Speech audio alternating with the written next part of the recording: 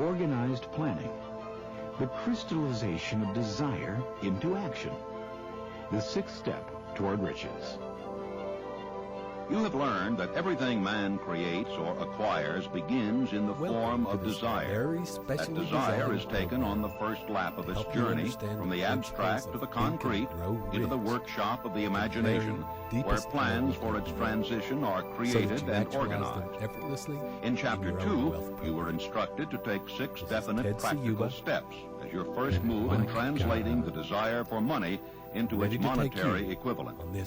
One of these steps is the formation of a definite practical plan or plans through which this transformation may be made. You will now be instructed how to build plans which will be practical, namely, A, ally yourself with a group of as many people as you may need for the creation and carrying out of your plan or plans for the accumulation of money, making use of the mastermind principle described in a later chapter.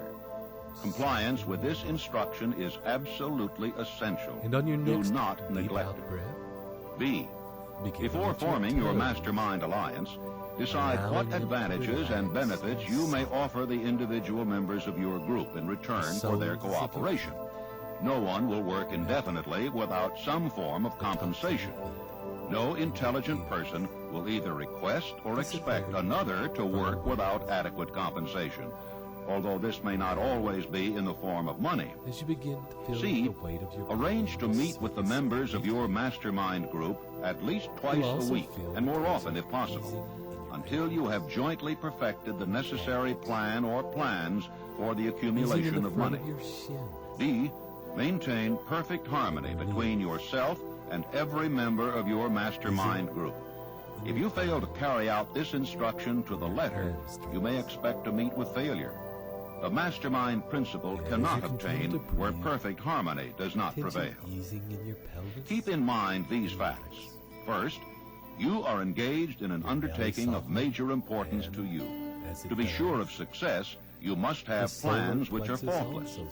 Second, you must have the advantage of the experience, education, native ability, and imagination of other minds. This is in harmony with the methods followed by every person who has accumulated a great fortune. No individual has sufficient experience, education, native ability, and knowledge to ensure the accumulation of a great fortune without the cooperation of other people. Every plan you adopt in your endeavor to accumulate wealth should be the joint creation of yourself and every other member of your mastermind group. You may originate your own plans, either in whole or in part, but see that those plans are checked and approved by the members of your mastermind alliance. If the first plan which you adopt does not work successfully, replace it with a new plan. If this new plan fails to work, replace it in turn with still another, and so on, until you find a plan which does work. Right here is the point at which the majority of men meet with failure because of their lack of persistence in creating new plans to take the place of those which fail. The most intelligent man living cannot succeed in accumulating money, nor in any other undertaking, without plans which are practical and workable. Just keep this fact in mind, and remember when your plans fail, that temporary defeat is not permanent failure. It may only mean that your plans have not been sound. Build other plans. Start all over again. Temporary defeat should mean only one thing: the certain knowledge that there is something wrong with your plan. Millions of men go through life in misery and poverty because they lack a sound plan through which to accumulate a fortune. Your achievement can be no greater than your plans are sound. No man is ever whipped until he quits in his own mind. James J. Hill met with temporary defeat when he first endeavored to raise the necessary capital to build a railroad from the east to the west, but he too turned defeat into victory through new plans. Henry Ford met with temporary defeat, not only at the beginning of his automobile career, but after he had gone far toward the top. He created new plans and went marching on to financial victory. We see men who have accumulated great fortunes but we often recognize only their triumph, overlooking the temporary defeats which they had to surmount before arriving. No follower of this philosophy can reasonably expect to accumulate a fortune without experiencing temporary defeat. When defeat comes, accept it as a signal that your plans are not sound. Rebuild those plans and set sail once more toward your coveted goal.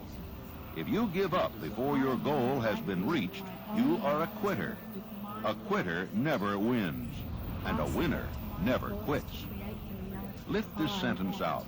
Write it on a piece of paper in letters an inch high, and place it where you will see it every night before you go to sleep, and every morning before you go to work. Take my son Blair, for instance, who was born without any sign of ears. As a result of that adversity, he was trained to believe that it was not an adversity, that it was a blessing, because it would cause people to recognize his condition and then go out of their way to be kind to him, and that's exactly the way it turned out. I have often said that my son Blair has made it possible to get through life with less resistance than his other two brothers who have all of their faculties. Adversity. I think I can tell you, had it not been for the many adversities which I experienced in the early part of my work with Andrew Carnegie, I never would have completed the science of personal achievement. I had adversity after adversity, but I learned to transmute those adversities into something constructive and to come up with something that would take the place of an adversity. Every time I failed, I said, well, this is just another opportunity that I have to prove that my philosophy can take care of the situation of failure.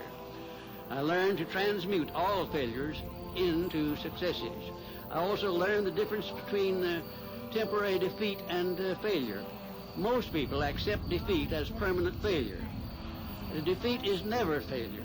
No circumstance is ever failure until it is accepted by the individual as such. That's one of the greatest things that I learned about this principle of profiting by adversity. When you begin to select members for your mastermind group, endeavor to select those who do not take defeat seriously. Some people foolishly believe that only money can make money. This is not true.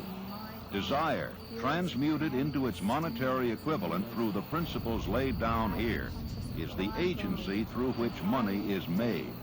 Money of itself is nothing but inert matter. It cannot move, think, or talk, but it can hear when a man who desires it calls it to come.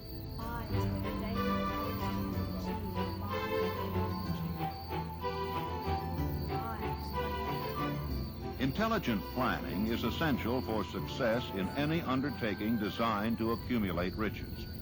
Here will be found detailed instructions to those who must begin the accumulation of riches by selling personal services. It should be encouraging to know that practically all the great fortunes began in the form of compensation for personal services, or from the sale of ideas. What else except ideas and personal services would one not possessed of property have to give in return for riches? Broadly speaking, there are two types of people in the world. One type is known as leaders, and the other as followers. Decide at the outset whether you intend to become a leader in your chosen calling or remain a follower. The difference in compensation is vast. A follower cannot reasonably expect the compensation to which a leader is entitled, although many followers make the mistake of expecting such pay. It is no disgrace to be a follower. On the other hand, it is no credit to remain a follower. Most great leaders began in the capacity of followers. They became great leaders because they were intelligent followers. With few exceptions, a man who cannot follow a leader intelligently cannot become an efficient leader. The man who can follow a leader most efficiently is usually the man who develops into leadership most rapidly. An intelligent follower has many advantages, among them the opportunity to acquire knowledge from his leader. The following are important factors of leadership. 1. Unwavering courage based upon knowledge of self and of one's occupation. No follower wishes to be dominated by a leader who lacks self-confidence and courage. No intelligent follower will be dominated by such a leader very long. gently 2. arrive Self-control. The man who cannot control himself can never control back. others. In this moment, Self-control sets a mighty example as you for one's arrive followers, back, which the more bringing your intelligent will attention emulate. to a single line 3. of awareness A keen sense of that runs justice. from the top of Without your a sense of fairness and down justice, through no your leader can command and retain the head, respect 2 of his inches in followers. front of your spine. 4. Definiteness of Down decision. through The man center who of your wavers body. in his decisions shows that he is not sure of And himself, notice as you cannot lead others that successfully. this line of awareness 5. on which you are Definiteness of plans. focusing can The expand as successful you leader breathe must in plan his work and work his plan. contract as A you leader who breathe out. moves by guesswork without practical, Notice, definite plans if you like, is comparable to a that ship this line without a has a rudder. particular Sooner or color. later, he will land on the rocks. And if that color 6. changes with your The habit of doing more than or paid for. remains the same, One of the penalties of leadership is the necessity of on your willingness next upon the breath, part of the leader to do more than he begin now requires of to his shrink followers. this line 7. A simultaneously pleasing personality. from the No top slovenly, careless and the person can become a successful leader. and Leadership as calls each end for comes respect. closer to the Followers center will of not your respect a heart, leader who does not grade high on all of the becomes factors more of a pleasing concentrated. personality. 8. the color Sympathy brighter and understanding. and more The intense. successful leader must be in sympathy And with with his each followers. breath, Moreover, he must the ends of understand the them and their line problems. slowly make their 9. way to meet Mastery of the detail. Successful leadership calls for each mastery of the details of the The leader's essence position. of that line of 10. awareness Willingness to becomes assume full increasingly responsibility. intense. The successful leader must be it willing is to becoming assume so responsibility intense now. for the mistakes and the In fact, as it shortcomings of his starts to followers. become If he tries so to much shift like a this line responsibility, he will not remain the leader. the small, If one of his radiating followers makes ball a mistake and shows himself light from the incompetent, ball the leader must begins to consider glow that it is he like a who failed. white, 11. like the Cooperation. tiny center The of a successful leader supernova must understand and apply the so principles of cooperative effort that it is and almost be able to hard to induce look his followers to do the same. And each Leadership breath calls for power, makes it and more power and calls more for intense. cooperation. There are 2 forms of and leadership. smaller. The Until first, it is and by about the far the size most of a effective, pinhead, is leadership by consent and the of intense and with the light from sympathy of the is follower. radiating The through second is every leadership by cell force, of your without the being. consent and sympathy of the followers. History light is is filled with so evidences bright that leadership that there by is no force longer cannot any place endure. for shadows. The downfall and disappearance of dark and dictators dead areas and of your kings body. is significant. It means Any that cells people that will are not dark and follow heavy forced leadership become indefinitely. now filled Napoleon, with light. Mussolini, Hitler were examples of And you leadership find by that force. since this is a bomb, Their leadership passed. a single Leadership pointed by focus consent of the your followers awareness, is the only brand which that can you can endure. move this ball to Men anywhere may in follow your the body forced you wish, leadership temporarily, simply by but they will taking not your do so awareness willingly. to different The new parts of your brand of body, leadership will embrace the 11 factors allowing of this leadership laser described in this chapter, clarity and as well as some purity other of factors. intention. The man who The makes being these that the basis intense of his supernova leadership of will light find abundant into any opportunity place in your to body lead or in brain any walk of life. that is not already filled with its light. Now that your body and mind are The 10 filled with major the intense causes light of of your failure in unwavering leadership. focus, We come now to Take the this major light. faults of leaders who fail, your awareness, because it is just as essential to know what out not into to the do realm as of it your is to life know what in to this do. moment. 1. Right now, Inability to organize detail. beam this focus into Efficient any leadership parts of your calls life for ability right to now organize and to master that you would details. like to see improve. No genuine leader is ever too busy to do anything into which your may be required of relationships, him in his capacity as your leader. loved ones, When a man, whether he is a and to leader those with or whom your follower, relationships admits could be that he is improved. too busy to change his plans or to Beam it give into your attention to business any and wealth emergency, he admits his inefficiency. beam it A into any successful part of leader your must life be the in which master you of wish all to do details better. connected with his position. Have more That life, means, of course, that more he must energy, acquire the habit of relegating enthusiasm, details to capable lieutenants. better 2. results. Unwillingness to render humble service. And on your next deep Truly breath, great leaders are willing, when occasion take demands, this light to now perform into your any sort of past. labor which they would ask another to Bring your perform. intense The laser greatest of among ye awareness shall be the into servant those of all, places in the is a past truth which where all things able did not leaders go observe according to and plan. respect. 3. Expectation felt of pay you for failed. what they know instead of what they do with that which and they use know. that laser light The world does to not pay burn men those for that feelings which away. they know. It pays them for what they Burn away do the or sticking induce memories others of to where do. things were dark. 4. Fear of competition from fell followers. short. The leader who fears that one of his followers may take his position back to the is first practically memories of sure any to times realize that fear When you sooner felt or later. anything less The than able that, leader trains yes. understudies to whom he may delegate at Let will that light any of the rearrange details those of his patterns and position. situations and Only in this memories way may a leader so multiply that they now himself only and reflect prepare himself to only be at what is in many the places highest good and for give you attention to many things for the at one world. time. It is an eternal truth that This men point of light receive is more so pay for their strong now ability to get others that to you will find perform that it is than they able to could possibly reprogram earn by their own any efforts. place.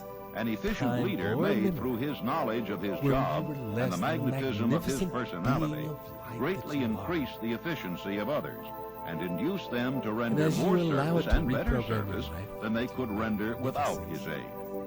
5.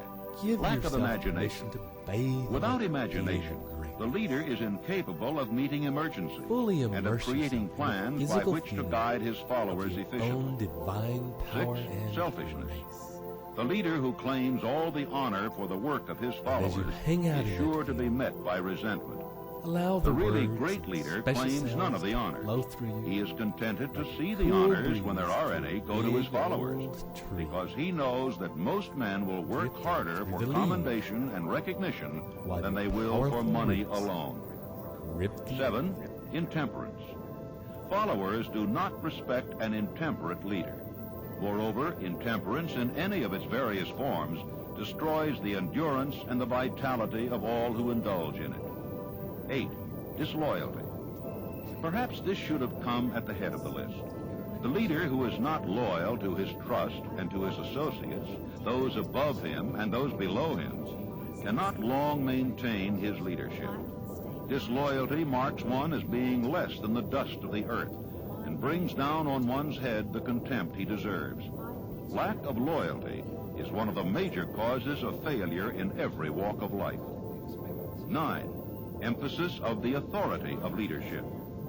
The efficient leader leads by encouraging and not by trying to instill fear in the hearts of his followers. The leader who tries to impress his followers with his authority comes within the category of leadership through force. If a leader is a real leader, he will have no need to advertise that fact except by his conduct, his sympathy, understanding, fairness, and a demonstration that he knows his job. 10. Emphasis of title. The competent leader requires no title to give him the respect of his followers. The man who makes too much over his title generally has little else to emphasize. The doors to the office of the real leader are open to all who wish to enter, and his working quarters are free from formality or ostentation. These are among the more common of the causes of failure in leadership. Any one of these faults is sufficient to induce failure. Study the list carefully if you aspire to leadership, and make sure that you are free of these faults. Chapter 7 continued. Organized planning. Before leaving this chapter, your attention is called to a few of the fertile fields in which there has been a decline of leadership, and in which the new type of leader may find an abundance of opportunity. First, in the field of politics, there is a most insistent demand for new leaders, a demand which indicates nothing less than an emergency. Second, the banking business is undergoing a reform. Third, industry calls for new leaders. The future leader in industry, to endure, must regard himself as a quasi-public official whose duty it is to manage his trust in such a way that it will work hardship on no individual or group of individuals. Fourth, the religious leader of the future will be forced to give more attention to the temporal needs of his followers in the solution of their economic and personal problems of the present, and less attention to the dead past and the yet unborn future. Fifth, in the professions of law, medicine, and education, a new brand of leadership and, to some extent, new leaders will become a necessity. This is especially true in the field of education. The leader in that field must in the future find ways and means of teaching people how to apply the knowledge they receive in school. He must deal more with practice and less with theory. Sixth, new leaders will be required in the field of journalism. These are but a few of the fields in which opportunities for new leaders and a new brand of leadership are now available. The world is undergoing a rapid change. This means that the media through which the changes in human habits are promoted must be adapted to the changes. The media here described are the ones which more than any others determine the trend of civilization. When and how to apply for a position. The information described here is the net result of many years of experience during which thousands of men and women were helped to market their services effectively. Experience has proved that the following media offer the most direct and effective methods of bringing the buyer and seller of personal services together. 1. Employment bureaus. Care must be taken to select only reputable bureaus, the management of which can show adequate records of achievement of satisfactory results. There are comparatively few such bureaus. 2. Advertising in newspapers, trade journals, magazines. Classified advertising may usually be relied upon to produce satisfactory results in the case of those who apply for clerical or ordinary salaried positions. Display advertising is more desirable in the case of those who seek executive connections, the copy to appear in the section of the paper which is most apt to come to the attention of the class of employer being sought.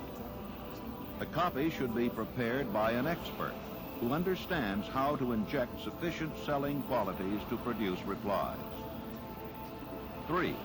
Personal letters of application directed to particular firms or individuals most apt to need such services as are being offered. Letters should be neatly typed always and signed by hand. With the letter should be sent a complete brief or outline of the applicant's qualifications. Both the letter of application and the brief of experience or qualifications should be prepared by an expert. See instructions as to information to be supplied. 4. Application through personal acquaintances. When possible, the applicant should endeavor to approach prospective employers through some mutual acquaintance. This method of approach is particularly advantageous in the case of those who seek executive connections and do not wish to appear to be peddling themselves. 5. Application in person. In some instances, it may be more effective if the applicant offers personally his services to prospective employers, in which event a complete written statement of qualifications for the position should be presented for the reason that prospective employers often wish to discuss one's record with associates. And as you fully arrive, information to be supplied in a written brief. Time and place, this brief begin should be to bring into prepared your as carefully as a lawyer would the prepare things the that you brief of most a case to be deeply tried in desire. court. Unless Your the applicant is experienced in the your most preparation of such briefs, magnificent and an expert secret should be vision. consulted, and his services enlisted Forget for this for now purpose. the material objects like Successful cars and merchants fancy employ clothes, men and women who understand and the envision art your and the life as the psychology of pure, advertising to unadulterated present the yearnings merits of their your most merchandise. divine One who has calling. personal services for sale should do the same. Summon in as much The following clarity, information should appear as in much the brief. feeling, and as much 1. detail as Education. you can.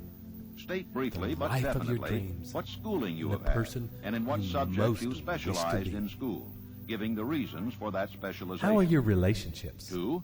Experience. Your family? If you your have children? had experience in connection How with are you with positions similar to the one you seek, What are you doing? describe it fully.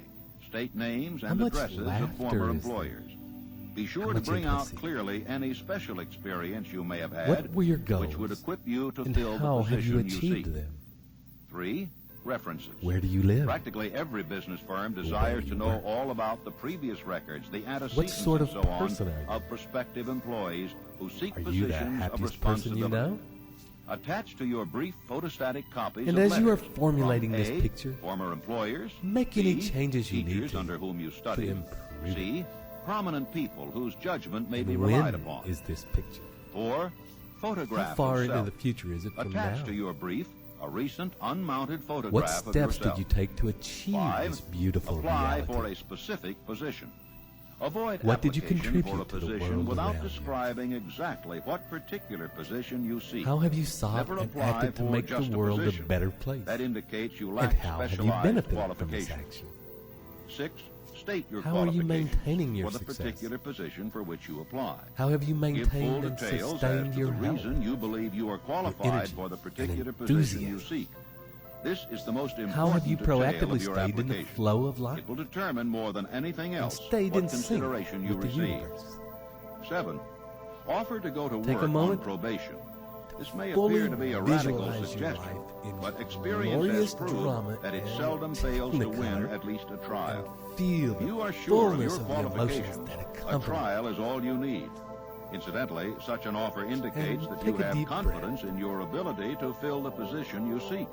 It is most convincing.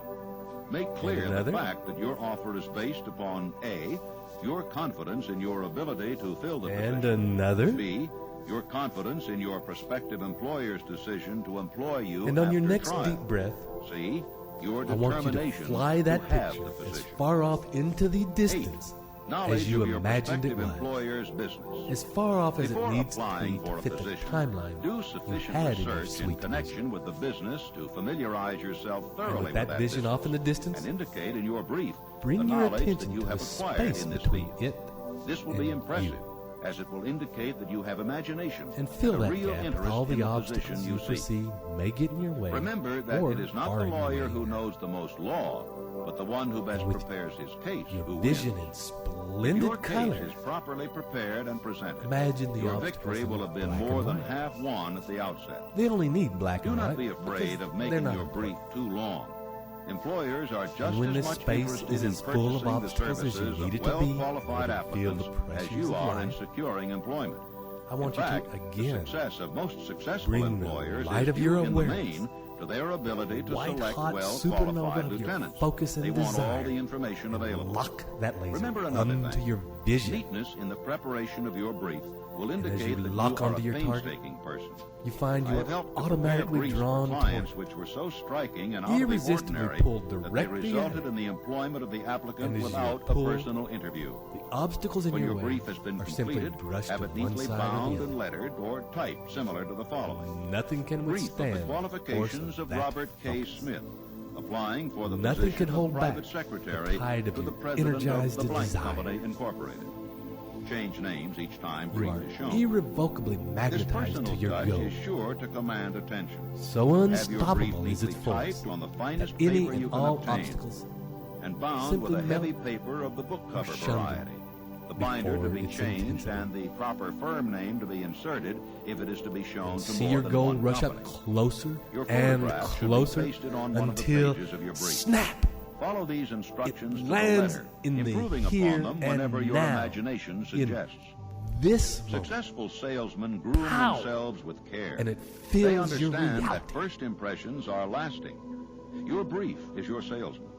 Give it a good suit of clothes so it will stand out in bold And when you are contrast ready, to anything your prospective take a deep employer breath ever saw and in the way allow of an these feelings application to for a fully position. rest in your body. If the position you seek is worth having, it is worth going And after taking with another care. deep breath, Moreover, if you sell yourself And coming to an up to the employer here in and a now, manner that impresses him with your individuality, and when you are ready, you probably will opening receive your eyes, more money for your services from the very and when this start recording than finishes, you would if you applied take for a few employment moments in the to usual sit conventional and way. write down or If you adjust seek your employment through deepest an vision. advertising agency Your or an definite employment chief aim. agency, have the Do agent it on use paper. copies of your brief in marketing write your a services. summary This will in help to 25 gain preference words or for less. you, both with the agent and the prospective employer. And listen to this meditation How to get the again exact and again, position you and desire. allow it to consolidate Everyone your enjoys doing the grandest kind of vision work for which he is and your best most suited. An artist loves to work with self. paints, a craftsman with his hands, a writer loves to write.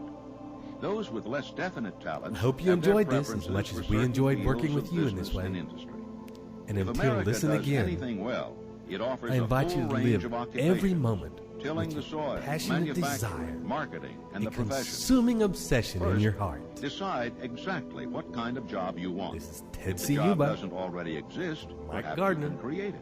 wishing Second, you choose travel the well. company or individual for whom you wish to work. Third, study your prospective employer as to policies, personnel, chances of advancement. Fourth, By analysis of yourself and your talents and capabilities, figure what you can offer and plan ways and means of giving advantages, services, developments, ideas that you believe you can successfully deliver. Fifth, forget about a job. Forget whether or not there is an opening. Forget the usual routine of, have you got a job for me? Concentrate on what you can give. Sixth, once you have your plan in mind, arrange with an experienced writer to put it on paper in neat form and in full detail. Seventh, present it to the proper person with authority, and he will do the rest. Every company is looking for men who can give something of value, whether it be ideas, services, or connections. Every company has room for the man who has a definite plan of action which is to the advantage of that company. This line of procedure may take a few days or weeks of extra time, but the difference in income, in advancement, and in gaining recognition will save years of hard work at small pay. It has many advantages, the main one being that it will often save from 1 to 5 years of time in reaching a chosen goal. Every person who starts or gets in halfway up the ladder does so by deliberate and careful planning. For instance, back in the early days when I wanted to get a job from a certain firm while I was going to high school, Ted Ciuba, here's the way I went about it. I wrote an application stating my qualifications and my desire for the job. The answer came back, no, too sorry, no position. I invite you now to take a moment to find next a I sent a comfortable telegram. where you can relax. Answer was still and no. won't be disturbed. And next I sent a special delivery letter every day for a week. I'll ask you to focus Answer was on still your no. breathing. Next I sent a special delivery every hour for 2 days. Out-breath. And the firm telegraphed me to come and go to work. Men and women who market their services to best advantage in the future must recognize the change which has taken place in connection with the relationship between employer and employee. The future relationship between employers and their employees will be more in the nature of a partnership consisting of A, the employer, B, the employee, C, the public they serve. This new way of marketing personal services is called new for many reasons. First, both the employer and the employee of the future will be considered as fellow employees, whose business it will be to serve the public efficiently. In times past, employers and employees have bartered among themselves, driving the best bargains they could with one another, not considering that in the final analysis they were in reality bargaining at the expense of the third party, the public they serve. Courtesy and service are the watchwords of merchandising today, and apply to the person who is marketing personal services even more directly than to the employer whom he serves, because in the final analysis, both the employer and his employee are employed by the public they serve. If they fail to serve well, they pay by the loss of their privilege of serving. During the Depression, I spent several months in the anthracite coal region of Pennsylvania, studying conditions which all but destroyed the coal industry. The coal operators and their employees drove sharp bargains with one another, adding the cost of the bargaining to the price of the coal, until finally they discovered they had built up a wonderful business for the manufacturers of oil-burning outfits and the producers of crude oil. These illustrations are brought to the attention of those who have personal services to market, to show that we are where we are and what we are because of our own conduct. If there is a principle of cause and effect which controls business, finance, and transportation, this same principle controls individuals and determines their economic status. To expand. So that feeling of relaxation. The causes of success in marketing services effectively and permanently have been clearly described. Unless those causes are studied, analyzed, understood, and applied, no man can market his services effectively and permanently. Every person must be his own salesman of personal services. The quality and the quantity of service rendered and the spirit in which it is rendered determine to a large extent the price and the duration of employment. To market personal services effectively, which means a permanent market at a satisfactory price under pleasant conditions, one must adopt and follow the QQS formula, which means that quality plus quantity plus the proper spirit of cooperation equals perfect salesmanship of service. Remember the QQS formula, but do more. Apply it as a habit. Let us analyze the formula to make sure we understand exactly what it means.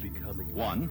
Quantity of service shall be construed to mean the performance of every detail in connection with your position in the most efficient manner possible, with the object of greater efficiency always in mind. 2.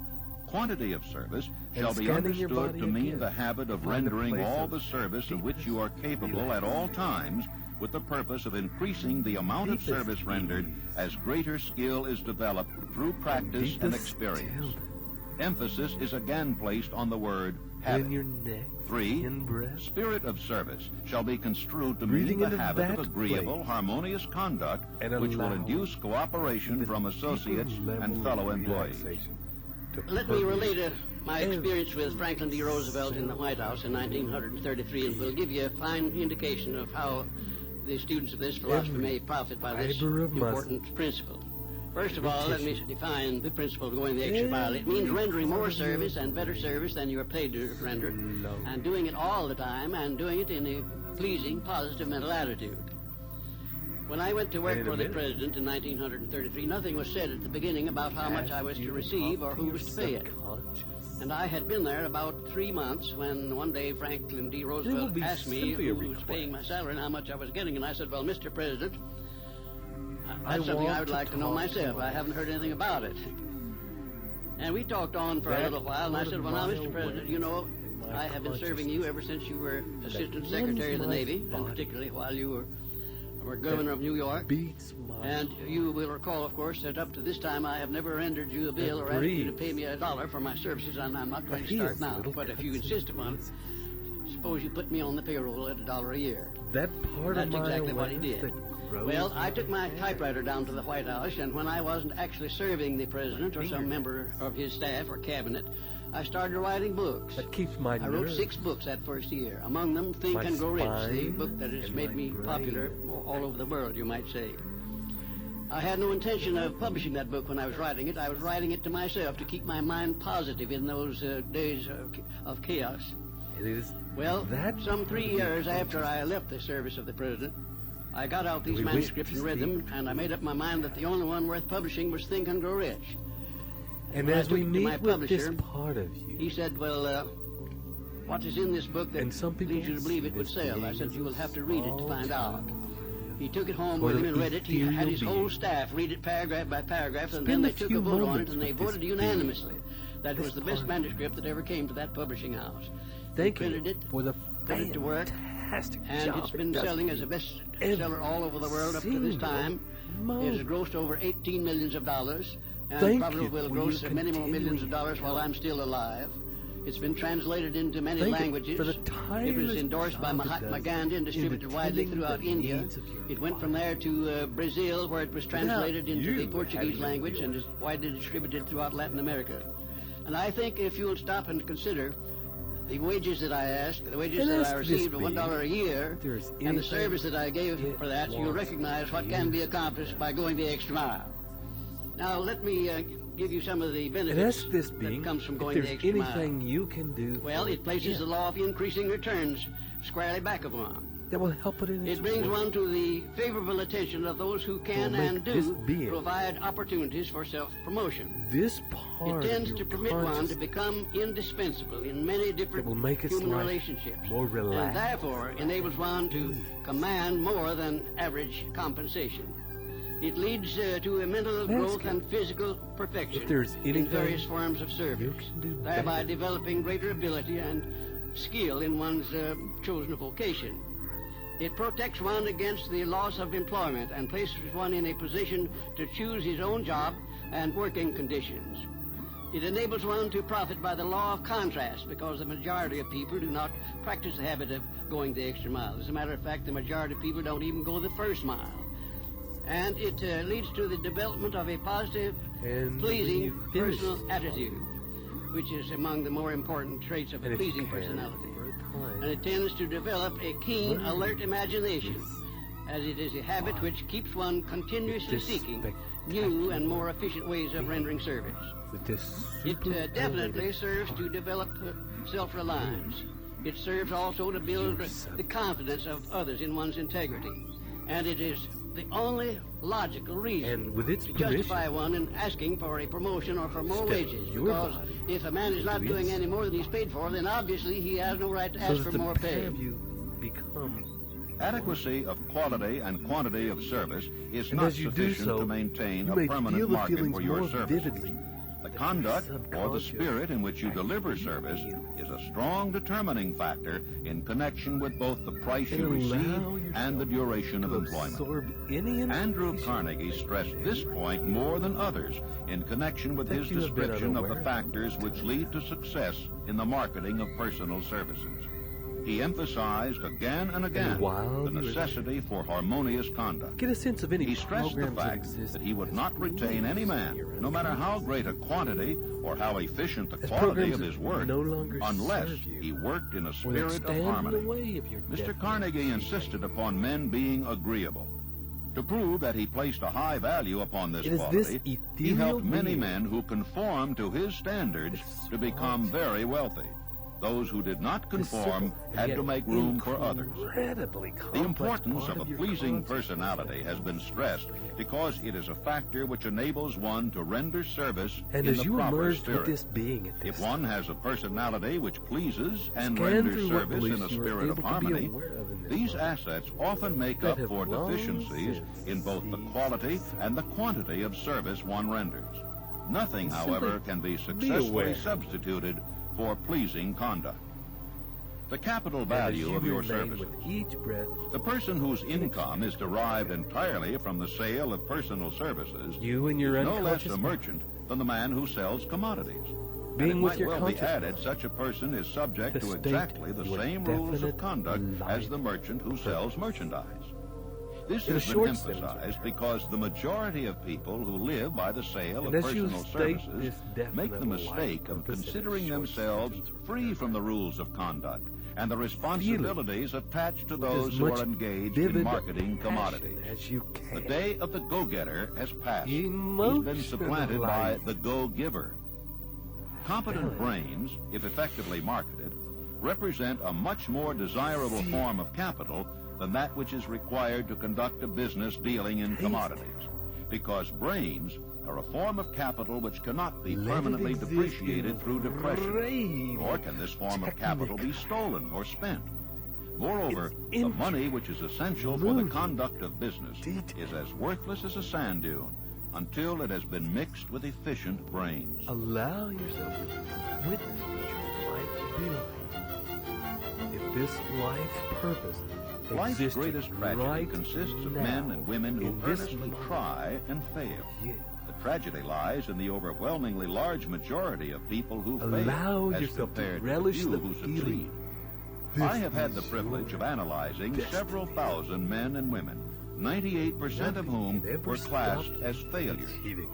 My analysis proved that there are 31 major reasons for failure and 13 major principles through which people accumulate fortunes. Even now, in this chapter, a description of the 31 major causes of failure will be given. As you go over the list, check yourself by it, point by point, for the purpose of discovering how many of these causes of failure stand between you and success. 1. Unfavorable hereditary background. There is but little, if anything, which can be done for people who are born with a deficiency in brain power. This philosophy offers but one method of bridging this weakness, through the aid of the mastermind. Observe with profit, however, that this is the only one of the 31 causes of failure which may not be easily corrected by any individual. Spend some time investigating. 2. Lack of a well-defined purpose in life.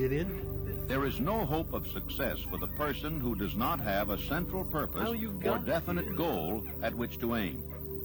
98 out of every 100 of those whom I have analyzed had no such aim. Perhaps this was the major cause of their failure. 3. Lack of ambition to aim above mediocrity. We offer no hope for the person who is so indifferent as not to want to get ahead in life and who is not willing to pay the price. Or insufficient education. This is a handicap which may be overcome with comparative ease. Experience has proven that the best educated people are often those who are known as self-made or self-educated. It takes more than a college degree to make one a person of education. Any person who is educated is one who has learned to get whatever he wants in life without violating the rights of others. Education consists not so much of knowledge, but of knowledge effectively and persistently applied. Men are paid not merely for what they know, but more particularly for what they do with that which they know. 5. Lack of self-discipline. Discipline comes through self-control. This means that one must control all negative qualities. Before you can control conditions, you must first control yourself. Self-mastery is the hardest job you will ever tackle. If you do not conquer self, you will be conquered by self. You may see at one and the same time both your best friend and your greatest enemy by stepping in front of a mirror. 6. Ill health. No person may enjoy outstanding success without good health. Many of the causes of ill health are subject to mastery and control. These in the main are A. Overeating of foods not conducive to health. B. Wrong habits of thought, giving expression to negatives. C. Wrong use of and overindulgence in sex. D. Lack of proper physical exercise. E. An inadequate supply of fresh air due to improper breathing. 7. Unfavorable environmental influences during childhood. As the twig is bent, so shall the tree grow. Most people who have criminal tendencies acquire them as the result of bad environment and improper associates during childhood. 8. Procrastination. This is one of the most common causes of failure. Old man procrastination stands within the shadow of every human being, waiting his opportunity to spoil one's chances of success. Most of us go through life as failures because we are waiting for the time to be right to start doing something worthwhile. Do not wait. The time will never be just right. Start where you stand and work with whatever tools you may have at your command, and better tools will be found as you go along. 9. Lack of persistence. Most of us are good starters, but poor finishers of everything we begin. Moreover, people are prone to give up at the first signs of defeat. There is no substitute for persistence. The person who makes persistence his watchword discovers that old man failure finally becomes tired and makes his departure. Failure cannot cope with persistence. 10. Negative personality. There is no hope of success for the person who repels people through a negative personality. Success comes through the application of power, and power is attained through the cooperative efforts of other people. A negative personality will not induce cooperation. 11. Lack of controlled sexual urge. Sex energy is the most powerful of all the stimuli which move people into action. Because it is the most powerful of the emotions, it must be controlled through transmutation and converted into other channels. 12. Uncontrolled desire for something for nothing. The gambling instinct drives millions of people to failure. Evidence of this may be found in a study of the Wall Street crash of '29, during which millions of people tried to make money by gambling on stock margins. 13. Lack of a well-defined power of decision. Men who succeed reach decisions promptly and change them, if at all, very slowly. Men who fail reach decisions, if at all, very slowly and change them frequently and quickly. Indecision and procrastination are twin brothers. Where one is found, the other may usually be found also. Kill off this pair before they completely hog-tie you to the treadmill of failure. 14. One or more of the 6 basic fears. These fears have been analyzed for you in a later chapter. They must be mastered before you can market your services effectively. 15. Wrong selection of a mate in marriage. This is a most common cause of failure. The relationship of marriage brings people intimately into contact. Unless this relationship is harmonious, failure is likely to follow. Moreover, it will be a form of failure that is marked by misery and unhappiness, destroying all signs of ambition. 16. Overcaution. The person who takes no chances generally has to take whatever is left when others are through choosing. Overcaution is as bad as undercaution. Both are extremes to be guarded against. Life itself is filled with the element of chance. 17. Wrong selection of associates in business. This is one of the most common causes of failure in business. In marketing personal services, one should use great care to select an employer who will be an inspiration and who is himself intelligent and successful. We emulate those with whom we associate most closely. Pick an employer who is worth emulating. 18. Superstition and prejudice. Superstition is a form of fear. It is also a sign of ignorance. Men who succeed keep open minds and are afraid of nothing. 19. Wrong selection of a vocation. No man can succeed in a line of endeavor which he does not like. The most essential step in the marketing of personal services is that of selecting an occupation into which you can throw yourself wholeheartedly. 20. Lack of concentration of effort. The jack of all trades seldom is good at any. Concentrate all of your efforts on one definite chief aim. 21. Following that line, habit of indiscriminate spending. The spendthrift cannot succeed, mainly because he stands eternally in fear of poverty. Form the habit of systematic saving by putting aside a definite percentage of your income. Money in the bank gives one a very safe foundation of courage when bargaining for the sale of personal services. Without money, one must take what one is offered. As you journey a bit further on, 22. Lack of enthusiasm. Without enthusiasm, one cannot be convincing. Moreover, enthusiasm is contagious, and the person who has it under control is generally welcome in any group of people. And this figure represents 23. The consciousness. Intolerance. You are higher. The person with a closed mind on any subject seldom gets ahead. Intolerance means that one has stopped acquiring knowledge. The most damaging forms of intolerance are those connected with religious, racial, and political differences of opinion. 24. Intemperance. The most damaging forms of intemperance are connected with eating, strong drink, and sexual activity. In the Holocaust, overindulgence in any of these is fatal to success. 25. Inability to cooperate with others. More people lose their positions and their big opportunities in life because of this fault than for all other reasons combined. It is a fault which no well-informed businessman or leader will tolerate. Spend a few moments befriending 26. Possession of power that was not acquired through self-effort. Sons and daughters of wealthy men and others who inherit money which they did not earn. Of keeping power in the hands of one who did not acquire it gradually is often fatal to success. Quick riches are more dangerous than poverty. 27. The great intentional dishonesty. There is no substitute for honesty. One may be temporarily dishonest by force of circumstances over which one has no control without permanent damage. But there is no hope for the person who is dishonest by choice. Sooner or later, his deeds will catch up with him. He will pay by loss of reputation and perhaps even loss of liberty. Turn to asking if there is anything egotism and vanity. These qualities serve as red lights which warn others to keep away. They are fatal to success. If there's anything you can do for this being, guessing instead of thinking. Most people are too indifferent or lazy to acquire facts with which to think accurately. They prefer to act on opinions created by guesswork or snap judgments.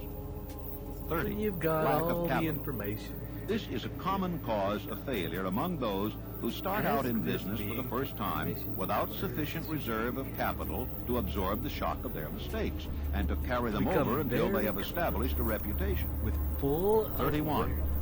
Under this, name any particular cause of failure from which you have suffered that has not been included in the foregoing and with this permission, list. In these 31 major causes of failure is found a description of the tragedy of life, which which obtains for practically every person who tries and the body of the fails. subconscious mind. It will be helpful with if which you could induce still someone who knows you merged well with, to go over this list with you, to merge help with to this analyze you by the ethereal 31 being causes of failure. in It may be beneficial if you try this alone. Most people cannot see themselves as others see them. You may be one who cannot. and as your body merges with its body, The oldest of admonitions is man, know you begin thyself. to feel those If you feelings market merchandise successfully, you must know the merchandise. The same is true in marketing personal those services. thoughts of the You bigger should know all of your weaknesses in order that you may either bridge them or eliminate them entirely. You should know your Those strength awarenesses in that order that you may come call with attention to it when selling your services. You can know yourself only through accurate analysis. and the infinite. The folly of ignorance in connection with self was displayed by a young man who applied to the manager of a well-known business for a position. And allow He made a very yourself good to impression fully until the manager feel asked him every what salary he layer of expected. information that He you replied that he had no fixed sum in mind, lack of a definite aim. The manager then said, "We will pay you all you are worth after we try you out for a week." "I will not accept it," the applicant replied, "because I am getting more than that where I am now employed." Before you even start to negotiate for a readjustment of your salary in your present position or to seek employment elsewhere, be sure that you are worth more than you now receive. It is one thing to want more. Everyone wants more. But it is something entirely different to be worth more. Your definite Many people mistake their wants for their just dues. in a few Your words, financial requirements or wants have nothing whatever to do with your worth. and allow Your each value is established entirely by your ability to resonate render through useful your service or entire your capacity to being induce others to render such through the service. three layers that are currently merged very consciously. And as you Annual state self-analysis this is an definite essential in the life effective purpose, marketing of personal services, as is annual Values. inventory and merchandising. Moreover, the yearly analysis should disclose a decrease in faults and an increase in virtues. One goes ahead, stands still, or goes backward in life. One's Feel the object should be, of joy. course, to go ahead. Annual self-analysis will disclose whether advancement has been made, and if so, stream how much. that flows It will also through disclose any backward steps one may have made. The effective marketing of personal services Allow requires yourself one to to move smell the forward even if the smells that are progress is around. slow. Your annual self-analysis should be made at the end of each see year. the visions that you can see of include this in your New Year's life resolutions purpose and the improvements which the analysis indicates should be made. Take this inventory by asking yourself the following questions. Checking Allow your it to answers exist with the as aid of someone vividly who will and not permit you to tangibly as deceive you yourself can. as to their accuracy. Self-analysis questionnaire and for allow your personal vision inventory. to be in 1. full and Have I obtained the goal which I radiant. established as my objective for this year? You should work with a definite Give yourself yearly permission objective to be obtained feel as the a part of your feeling major life that objective. nothing 2. can ever Have I delivered stop service of you the best possible quality achieving of which it. I was capable? Or could I have improved any That part this of this life service? you are envisioning 3. Have I delivered service your in the greatest possible destiny. quantity of which I was capable? 4. You are Has the destined to spirit of live my this conduct been life harmonious and that you are cooperative at all times? holding in your 5. Have I permitted the habit of procrastination to decrease my efficiency? in the merging with and the if so, to beings what extent? of your 6. subconscious. Have I improved my personality? And if infinite so, in what ways? intelligence. 7. You are Have I been intricately persistent in connected following my plans through and to completion? emotionalizing and 8. visualizing this Have I reached decisions definite promptly and life definitely on all occasions? 9. that Have you I permitted will any one or more of the 6 basic fears to decrease my efficiency? 10.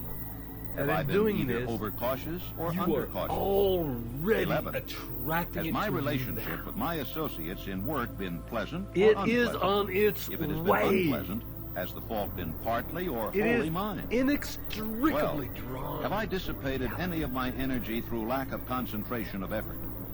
13. Bring this vision Have I been open-minded closer and tolerant in connection with and all subjects? closer 14. In what way have I improved my ability to render service? 15.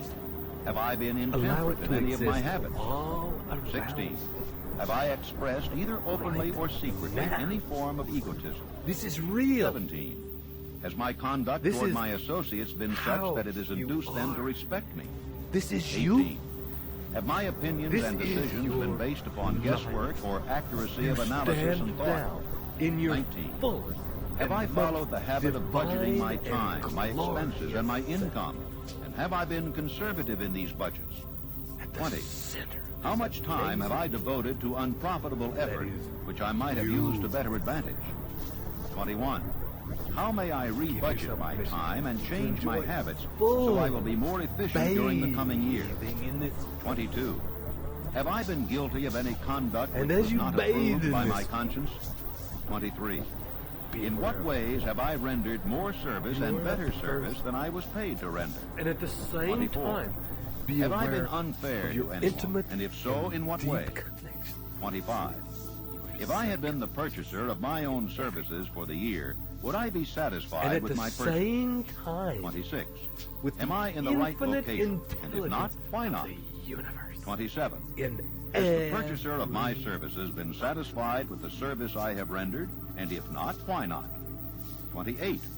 What is my present Every rating on the breath fundamental that you principles of success?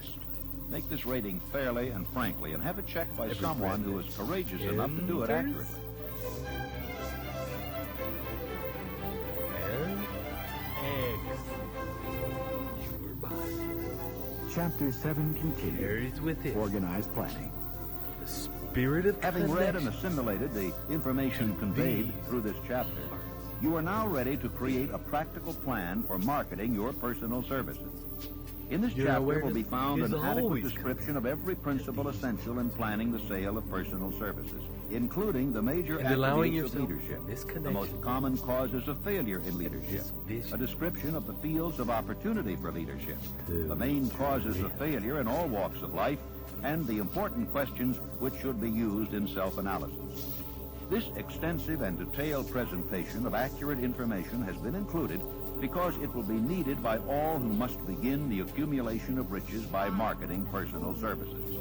Those who have lost their fortunes, those who are just beginning to earn money, have nothing but personal services to offer in return for riches. Therefore, it is essential that they have available the practical information needed to market services to best advantage. The complete assimilation and understanding of the information here conveyed will be helpful in marketing one's own services, and it will also help one to become more analytical and capable of judging people. The information will be priceless to personnel directors, employment managers, and other executives charged with the selection of employees and the maintenance of efficient organizations. If you doubt this statement, test its soundness by answering in writing the 28 self-analysis questions. Where and how one may find opportunities to accumulate riches.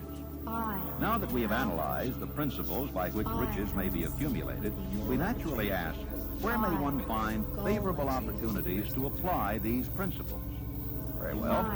Let us take inventory and see what the United States of America offers the person seeking riches, great or small. To begin with, let us remember, all of us, that we live in a country where every law-abiding citizen enjoys freedom of thought and freedom of deed unequaled anywhere in the world. Most of us have never taken inventory of the advantages of this freedom. We have never compared our unlimited freedom with the curtailed freedom in other countries. Here we have freedom of thought, freedom in the choice and enjoyment of education, freedom in religion, freedom in politics, freedom in the choice of a business, profession, or occupation, freedom to accumulate and own without molestation all the property we can accumulate, freedom to choose our place of residence, freedom in marriage, freedom through equal opportunity to all races, freedom of travel from one state to another, freedom in our choice of foods, and freedom to aim for any station in life for which we have prepared ourselves, even for the presidency of the United States. We have other forms of freedom, but this list will give a bird's eye view of the most important, which constitute opportunity of the highest order. This advantage of freedom is all the more conspicuous because the United States is the only country guaranteeing to every citizen, whether native-born or naturalized, so broad and varied a list of freedoms. Next, let us recount some of the blessings which our widespread freedom has placed within our hands. Take the average American family, for example, meaning the family of average income, and sum up the benefits available to every member of the family in this land of opportunity and plenty. A, food. Next to freedom of thought and deed comes food, clothing, and shelter, the three basic necessities of life. Because of our universal freedom, the average American family has available at its very door the choicest selection of food to be found anywhere in the world, and at prices within its financial range. B, shelter. This family lives in a comfortable apartment, heated by steam, lighted with electricity, with gas for cooking. There are other conveniences in this apartment, but the foregoing list will give a fair idea of some of the concrete evidences of the freedom we of America enjoy. C, clothing. Anywhere in the United States, the woman of average clothing requirements can dress very comfortably and neatly for less than $400 a year, and the average man can dress for the same or less. Only the three basic necessities of food, clothing, and shelter have been mentioned. The average American citizen has other privileges and advantages available in return for modest effort, not exceeding 8 hours per day of labor. The average American has security of property rights, not found in any other country in the world.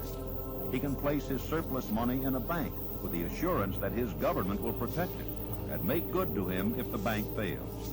If an American citizen wants to travel from one state to another, he needs no passport, no one's permission.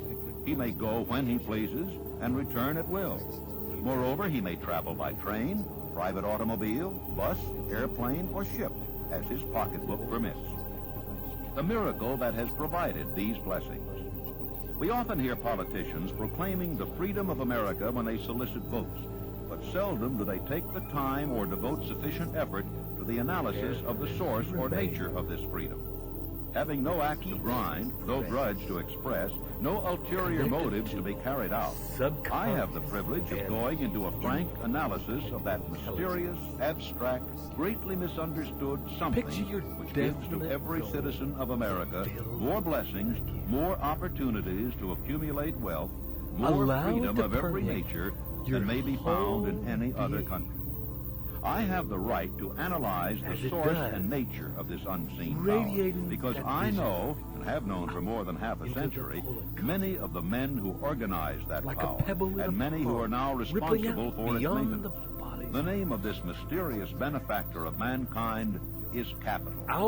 Capital consists not alone of money, but more particularly of highly organized, intelligent groups of men who plan ways and means of using money efficiently for the good of the public and profitably to themselves. These groups consist of scientists, educators, chemists, inventors, business analysts, publicity men, transportation experts, accountants, lawyers, doctors, and both men and women who have highly specialized knowledge in all fields of industry and business. They pioneer, experiment, and blaze trails in new fields of endeavor.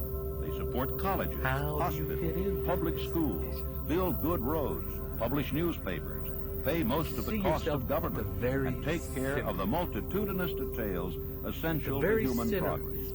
Stated briefly, the capitalists are the brains of civilization because they supply the entire fabric of which all education, enlightenment, and human progress consists. Money without brains is always dangerous. Properly used, it is the most important essential of civilization. Some slight idea of the importance of organized capital may be had by trying to imagine yourself burdened with the responsibility of collecting without the aid of capital and delivering to a family a simple breakfast. To supply the tea, you would have to make a trip to China or India, both a very long way from America. Unless you are an excellent swimmer, you would become rather tired before making the round trip. Then, too, another problem would confront you. These what are would you statements use for of money, definite even if you had the purpose physical endurance to swim the ocean? To supply sugar, you would have to take another long swim to Cuba, or a long walk to the sugar beet section of Utah. But even then, you might come back without the sugar, because organized effort and money are necessary to produce sugar, to say nothing of what is required to refine, transport, and deliver it to the breakfast table anywhere in the United States. Eggs you could deliver easily enough from nearby farms, but you would have a very long walk to Florida and back before you could serve grapefruit juice. You would have another long walk to Kansas, one of the other wheat-growing states, when you went after wheat bread. Dry cereal would necessarily have to be omitted from the menu, because it would not be available except through the labor of a trained organization of men and suitable machinery, all of which call for capital. While resting, you could take off for another little swim down to South America, where you could pick up a couple of bananas. On your return, you could take a short walk to the nearest farm, having a dairy, and pick up some butter and cream. Then your family would be ready to sit down and enjoy breakfast. Seems absurd, doesn't it?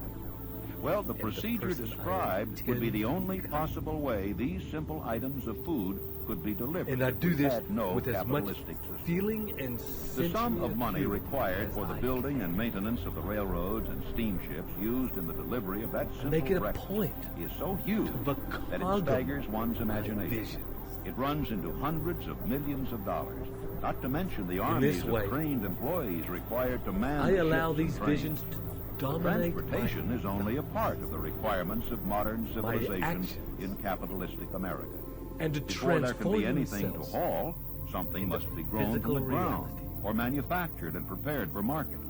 This calls for more millions of dollars for equipment, machinery, boxing, marketing, and for the wages of millions of men and women. I also commit myself. Steamships and railroads do not spring up from the earth and function automatically. They come in response to the call of civilization through the labor and ingenuity and organizing ability of men who have imagination, who have faith, enthusiasm, decision, persistence. These men are known as capitalists. They are motivated by the desire to build, construct, achieve, render useful service, earn profits, and accumulate riches. And because they render service without which there would be no civilization, they put themselves in the way of great riches. Just to keep the record simple and understandable, I will add that these capitalists are the self-same men of whom most of us have heard soapbox orators speak. They are the same men to whom radicals, racketeers, dishonest politicians, and grafting labor leaders refer as the predatory interests, or Wall Street. I am not attempting to present a brief for or against any group of men or any system of economics.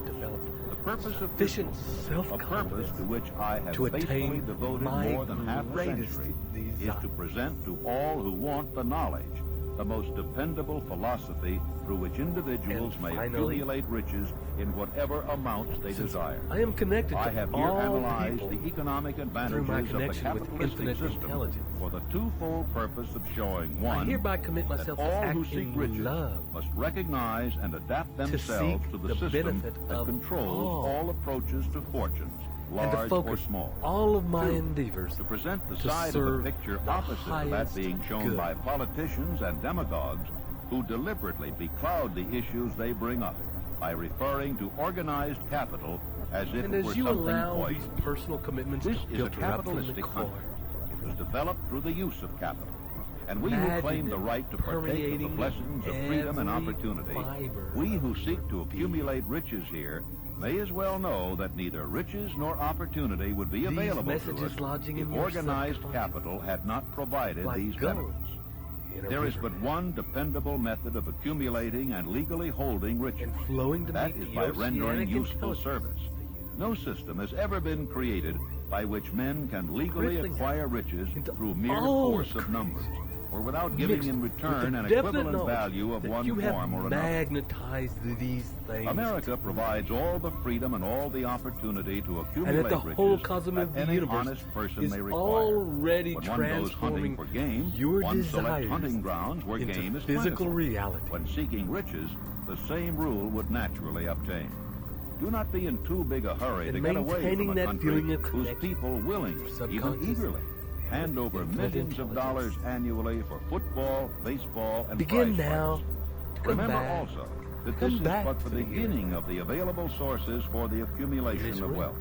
Only a few of the luxuries and non-essentials At this have been time. mentioned.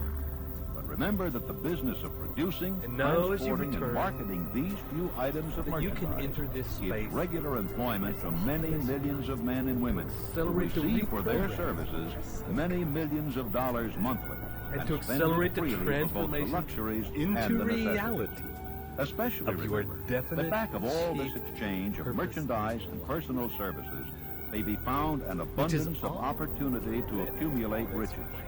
Here, our American freedom comes to one's aid. There is nothing to stop you or anyone from engaging in any portion of the effort necessary to carry on these businesses. If one has superior talent, training, experience, one may accumulate riches in large amounts. Those not so fortunate may accumulate smaller amounts. Anyone may earn a living in return for a very nominal amount of labor. 6. Beginning to move your body. 7. 8. So there you are. Having a Opportunity stretch. has spread its wares before you. 9. Step up 10. to the front. Select what you want. Open your eyes. Create your plan. Put the And I'd plan like to into thank action you for and allowing follow us to through work with with you in persistence. this way. Capitalistic For building your America will faith. do the rest. You can depend Your upon this destiny much.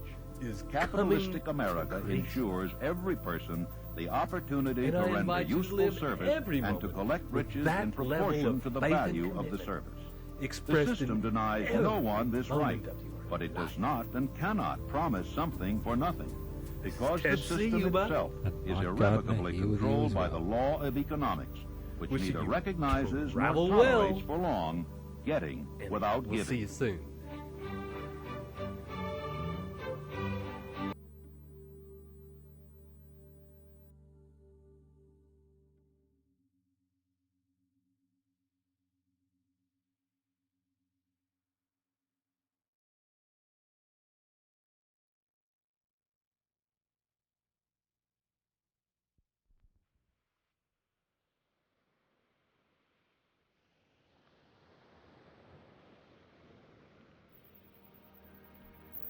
Welcome.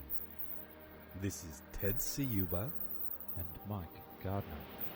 preparing to take you on not so much a meditation, but an exploration of your awareness around the subject of auto-suggestion. So take a few moments to get yourself into a comfortable place where you won't be disturbed. Allow yourself to get into a comfortable position where you can relax and concentrate on the instruction you receive. And as you settle yourself into a comfortable position, see if there's any movements, any actions you can take to become even more comfortable, to be in an even more comfortable position that will allow you to relax a little deeper. And take a deep breath. And another. And take another deep breath. And as you do so, simply be aware of the rise and the fall of your chest. The movement of your stomach as you breathe in and out. And as you lay there, continuing to become more and more deeply aware of your breathing, notice if there are further changes to be made in your position, in your body, in areas that may or may not be as comfortable as you can get them. Make any adjustments in your body that will assist in the process of you relaxing deeply.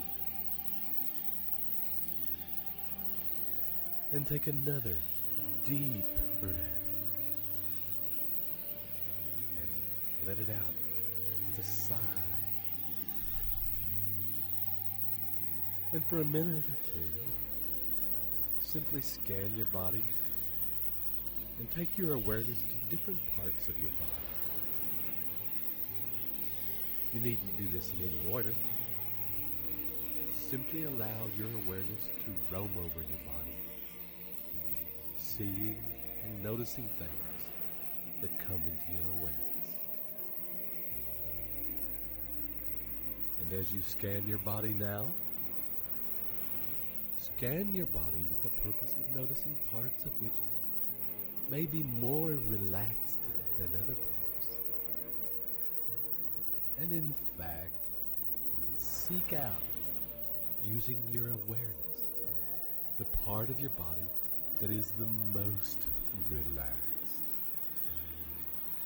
the part most at ease, the part most soft and surrendered. And spend some time focusing on that part, breathing into it and allowing it with each breath to expand. Each in-breath, it grows a little bigger and begins to affect the parts of the body that are immediately adjacent to it. As those parts become more relaxed, they in turn affect parts adjacent to them, so that feeling of relaxation as you breathe in and out continues to spread throughout your body, spreading further and further. Ease flowing through your body now. Each part, as it relaxes, beginning to affect other parts. And as the previously tense parts of your body begin to relax, the parts that were most comfortable can relax even deeper. And you may notice, as you go through this process, that when your attention is focused on a particular area, it is very easy to relax in that particular part of you. And in fact, when your attention is focused on a particular area, that your control over that area becomes, for a time, quite conscious. Now, for a little while, seek out some part of your body that is uncomfortable, that is in pain or irritated or tense. And with this purpose in mind, you may find that now come into your awareness, with the intention that we have a moment to seek out areas that are uncomfortable, that areas that may have previously not been in your awareness have now suddenly come into the forefront of your mind. And find now a part of your body that is quite uncomfortable, tense, painful, irritated, and breathe into that feeling, allowing it to come very vivid in your mind, very intense. And take a deep breath and remain with this feeling, allowing it to be just as it is, uncomfortable, unpleasant. And continue to allow that feeling to become more intense, perhaps to expand. It may not be easy. We're not always comfortable with experiencing these levels of discomfort. But I invite you, just for a moment, to stay with it. And in the next deep out breath, I want you to simply allow your mind to drift, to go to a place that is away from your body. Perhaps you might like to imagine a place where you feel at ease, and to allow yourself to relax.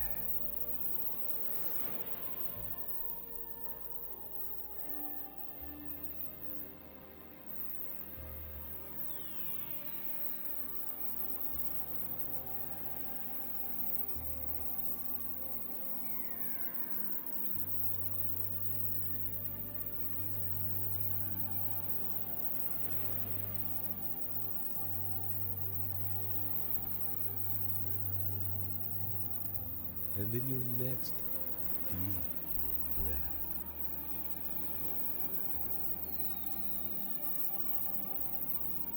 Allow yourself to gently return to your body. And without any agenda, simply notice how it is. Whether things are the same or different. And allow yourself again for a few moments to simply drift, returning to the place where you felt at ease. And for a few moments, allow yourself to drift, allowing the sounds that you hear to drift through and over.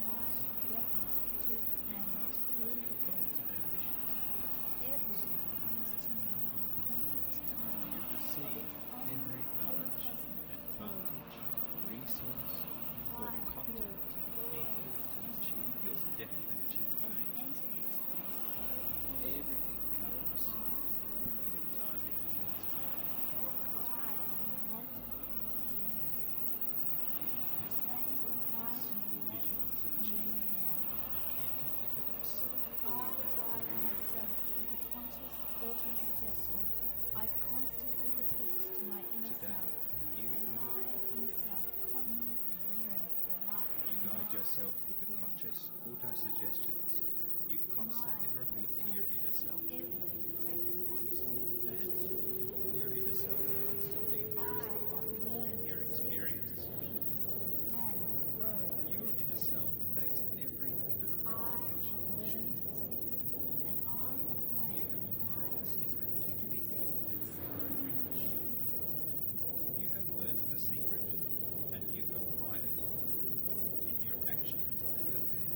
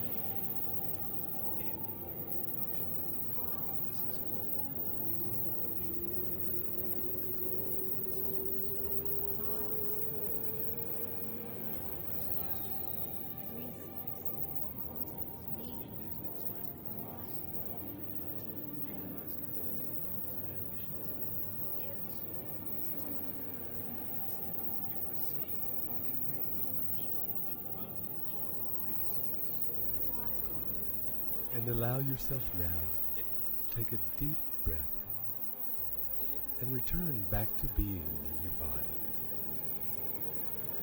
And using your awareness, your consciousness,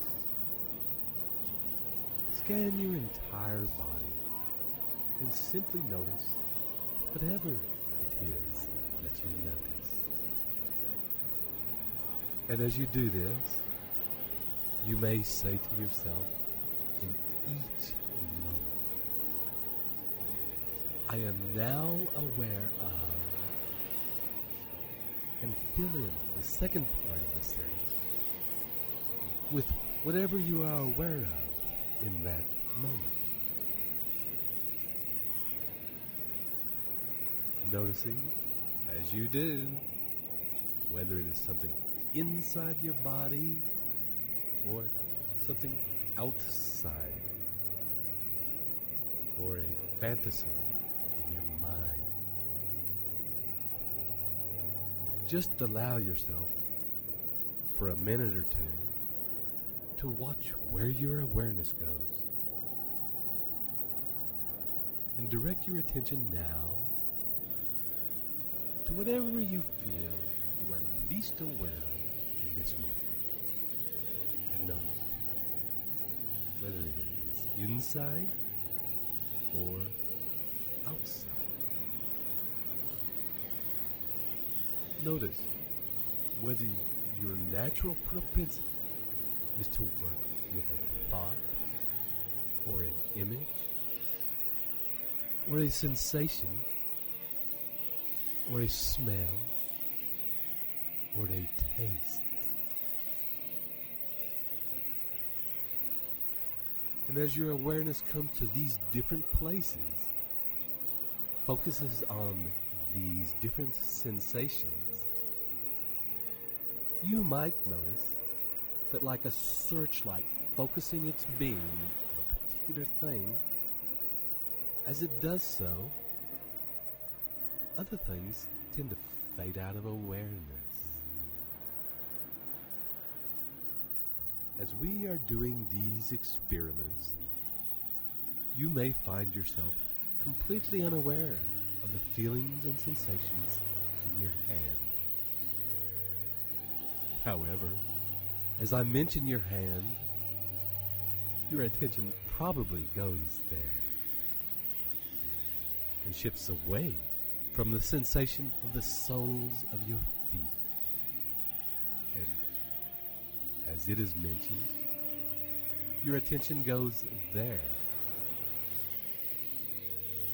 And the reason we are doing these experiments is for you to experience as fully as possible how whatever you focus on fills your awareness and becomes your reality in that moment. That your focus governs what you see. That your focus governs what you feel. That your focus governs what you receive. And that in any moment, it is your awareness, your consciousness, your focus that governs the signals, messages, and stimuli that are affecting your unconscious mind. And for a moment, I want you to consider your life as it is right now, as it stands, and consider the part of your life that you find unpleasant, a part that you are dissatisfied with, that is painful to you, that is uncomfortable for you to look at. Perhaps consider a part on which you are so uncomfortable with, so dissatisfied with, that in fact you dwell on it. You return to it in your awareness and your thoughts time and time again. A part of your life that haunts you. Now I want you to fully visualize in a vivid and concentrated way exactly how you feel when this part of your life is active. And feel it with as much depth and clarity as you can. What are the physical sensations that you feel? What is happening around you? What are you hearing? What do you feel in your body? Are the smells? What is in motion in the environment? How do you feel emotionally? What are you seeing? Notice if while feeling this feeling so concentrated, so vivid, with such clarity in your body, whether there are echoes, memories of feelings from another time, echoes that when this catalyst happens are activated, bringing a buildup and a backlog of feelings into that very moment. And now, take a deep breath. And as you do, I want you to let all that go and travel to a place where you feel at ease. Perhaps you are on a holiday, or in your favorite restaurant, or doing your favorite hobby, or with your favorite people. And as you arrive at this place where you feel comfortable and at ease, look around at the detail. What is happening around you? What are you seeing? How do you feel in this place?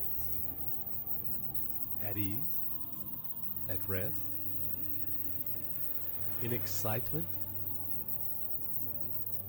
Are there smells in this place? What things are moving in this place? What tastes? What conversations are you hearing? What is the feeling in your skin in this place? What is the feeling in your heart in this place? And allow yourself to take a deep breath. And as you do so, I want you to bring your awareness back to the unpleasant situation in your life. The part of your life that you do not really want to look at. And notice if it is any different. If anything has changed. If the feelings have been altered in any way whatsoever.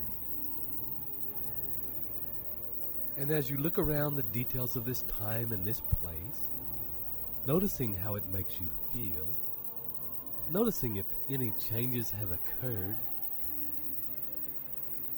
and I want you to take another deep breath and return to the place of ease, immersing yourself in the visual, auditory, and emotional stimuli that exists there. The feelings that surround you, the things in the place that you notice. In this place of ease, paying particular attention to the details. What are you wearing? Is it day or night? Are you inside or outside? What are the people around you wearing? Have the conversations changed since you were last here? And allow yourself to feel very deeply the emotional and physical feelings of joy, of laughter. Whatever is happening in that moment.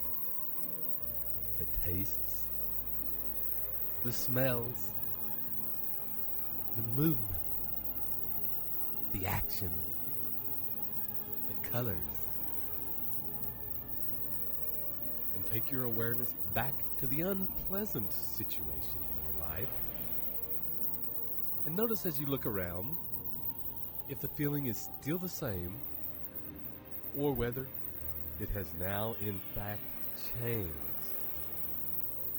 And take your awareness back to the unpleasant situation in your life and notice as you look around if the feeling is still the same or whether it has now in fact changed. And for a few moments now, allow yourself to drift and consider that as the searchlight or your awareness focuses on that which you enjoy, that which you find unpleasant disappears.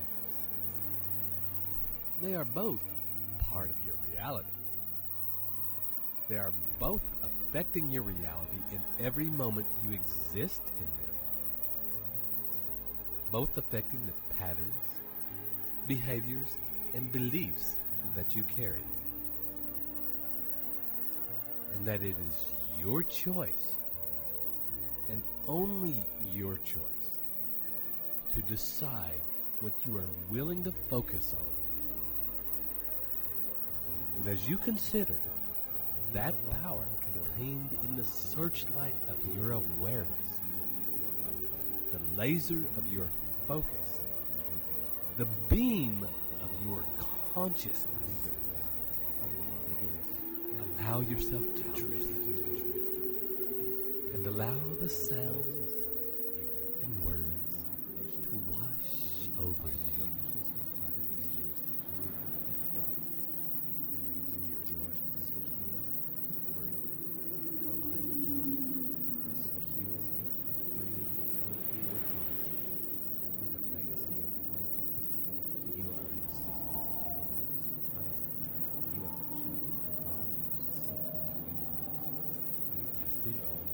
Glorious John,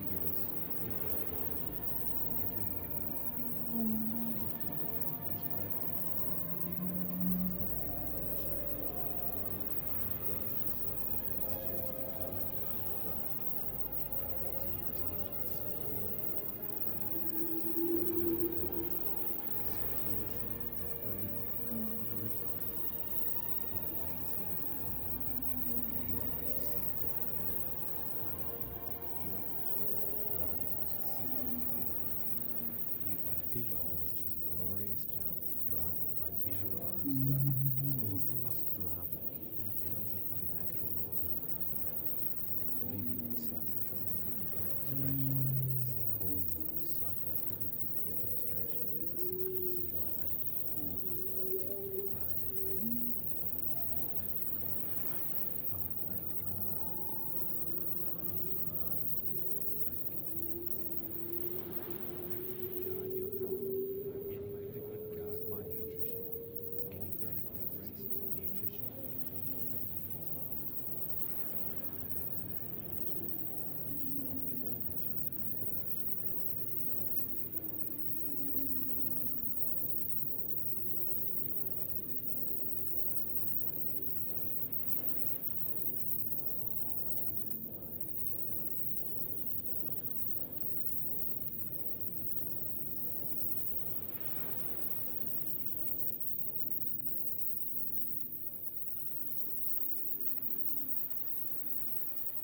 And as you gently return back to your body,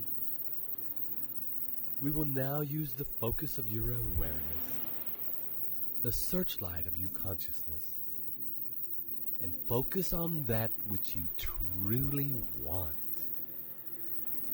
Begin to summon up the images, the feelings, and the pictures of your definite chief aim in life. Imagine, if you will, you at the center of this picture, and notice what you are wearing. Notice how you are breathing. Notice who is around you, who is in your awareness, who is in your heart. And as you look around this scene, see how it is that you interact with the world around you. What sounds can you hear? And remember, this is a picture of your life exactly according to your divine life design. And being immersed in this vision, where you have created your ultimate and most perfect life. What is it that you are feeling? What does your body feel? Does it feel strong? Healthy? Light? Limber? Energetic? How are you feeling emotionally? Where are you in this space? And if you are already very sure of where you are, consider the details. What are the things that are around you? Are you in nature or are you inside? Are there things hanging on the wall? Are there sounds of birds? And expand your awareness out beyond the immediate space around you. What is happening in the land around you? What part of the world are you in? What people do you interact with on a daily basis? And how do you interact with them? What do you do on a daily basis? What is your routine? Who do you talk to? What actions do you take? What is in motion in the environment? And be acutely aware of the emotion, how you feel, how you talk to people, how you cope with them, how you experience them. And experience this entire world that you are in that is happening right now. Experience it in a way that your mind, your awareness, your consciousness is open to receiving everything that you have in this space and receiving it with grace and ease. And what is in this space the thing that you love most about your life? What is the most powerful and exciting part of your life? What is the thing, feeling, or experience that has driven you to get here? What is it that you have told yourself every single day in order to achieve it? And on your next deep out breath, imagine that with you at the center of this glorious picture, the whole scene, and you at the center of it begins to vibrate, begins to buzz with energy. At the center, your body and every cell in it is filling with this picture, is becoming a tiny hologram of the big picture. Every cell looks like a tiny, identical version of your deepest and grandest vision of your life's purpose. Scan your body now and make sure that no cell, no particle has escaped, becoming a tiny, detailed universe reflecting your heart's desire.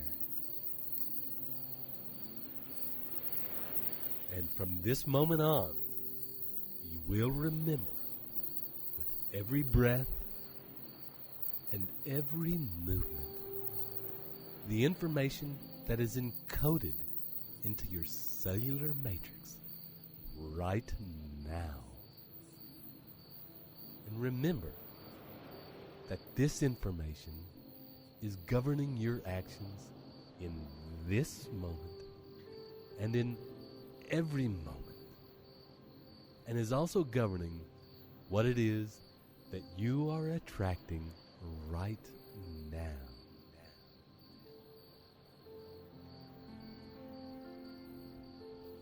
I hope you enjoyed this experiment in consciousness as much as we did creating it for you.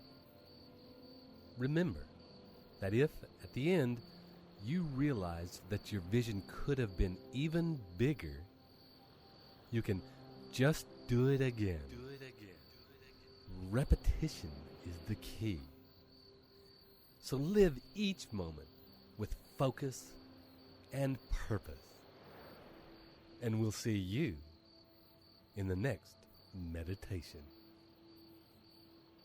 This is Ted Ciuba and Mike Gardner. Wishing you travel well.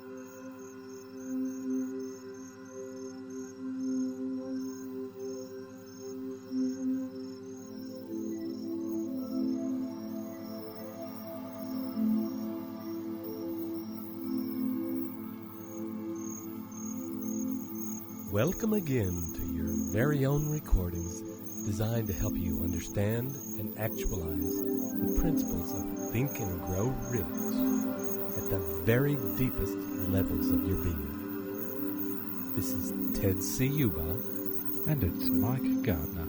Back again to guide you through a meditation to help you seek and gain the specialized knowledge you need to successfully achieve the definite end of accumulating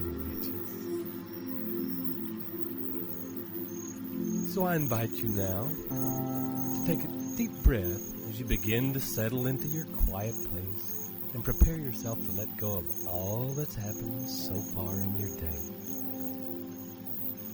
And let go of anything that you feel sits uncomfortably in the body. And begin now to focus on relaxing your body, relaxing your mind, and surrendering to simply being aware. Breathing in, breathing out.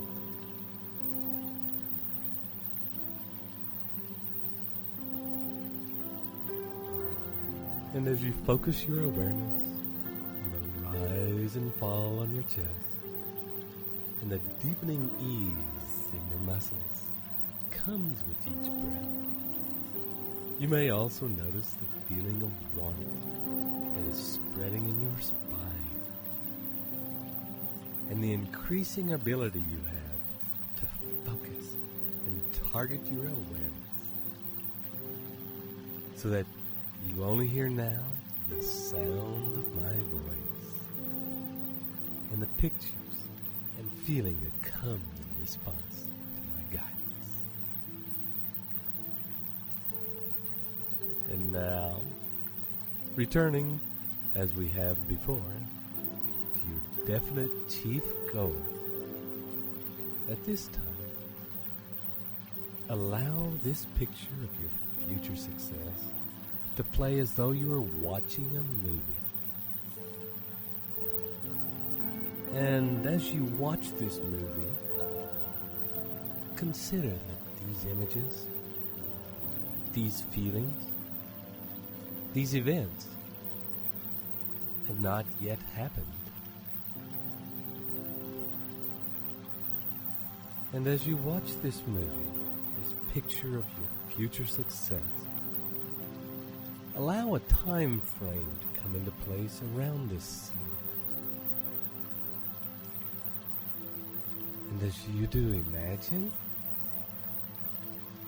is it off to the right or the left? Or is it up or down?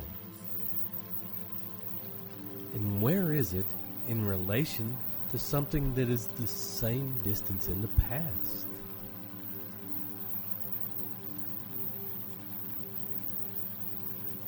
And is it possible at this time to draw a line from this past event, running through this present, and going all the way to this scene in the future?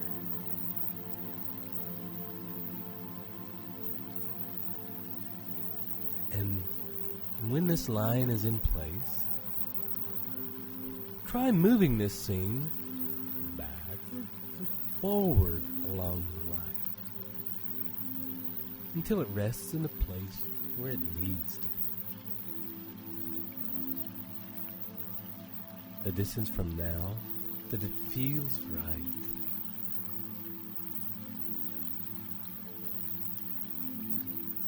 And take a few minutes now to watch that picture off in the future and sense and feel the space between now and then, and the tension that exists like a rubber band stretched tight between it and you. This tension created by your desire to change your circumstances. And feel that tension pulling you together.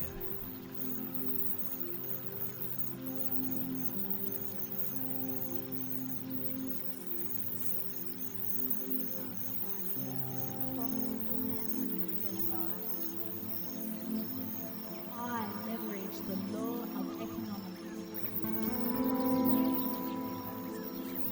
I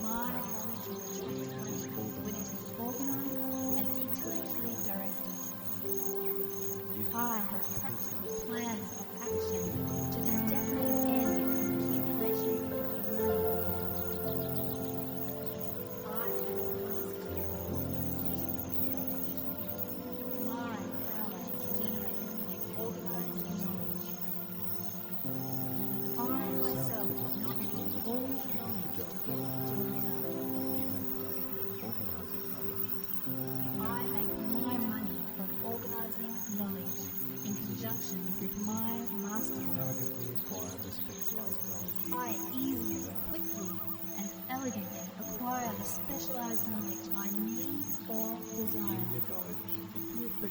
I embrace learning. I turn my knowledge into effective action. I take daily positive action on the knowledge I have acquired. I love my work and profit handsomely thereby. I leverage the law of economics because I follow universal law. I give to receive. My focus is in what I do. Therefore, I grow rich. I am today a successful person, living prosperously, independently, and prosperously. I am totally alive to opportunity. I can rely on the affirmation in this program to change my life. These recordings come from Think and Grow Rich. I seek specialized knowledge I need and delegate it. As you let go of that tension now and allow your future success to exist in its right place and time, imagine that with that movie of your goal in the future, that you begin to fill that gap, the intervening space, with slightly smaller squares. First, one for each year between now and then, so that each square can hold its own movement. And you can color all the 1 year squares a different color so that they remain separate in your mind from the smaller squares that fit between them. These smaller squares represent one for each month. And making sure you color each of these 12 monthly squares a different color from each of the 1 year squares, and filling in even smaller squares now, one for each week, so that the picture of your timeline is now broken up into movements which can each play their own movie, and will each represent a series of steps, of actions that you will take to achieve your goals. And for a minute or two, allow your subconscious mind to begin to fill in each of these squares for the years, for the months, for the weeks, between now and the realization of your definite chief goal, each with its own story. You needn't be aware of what each one contains. Simply allow your unconscious mind to do this work for you.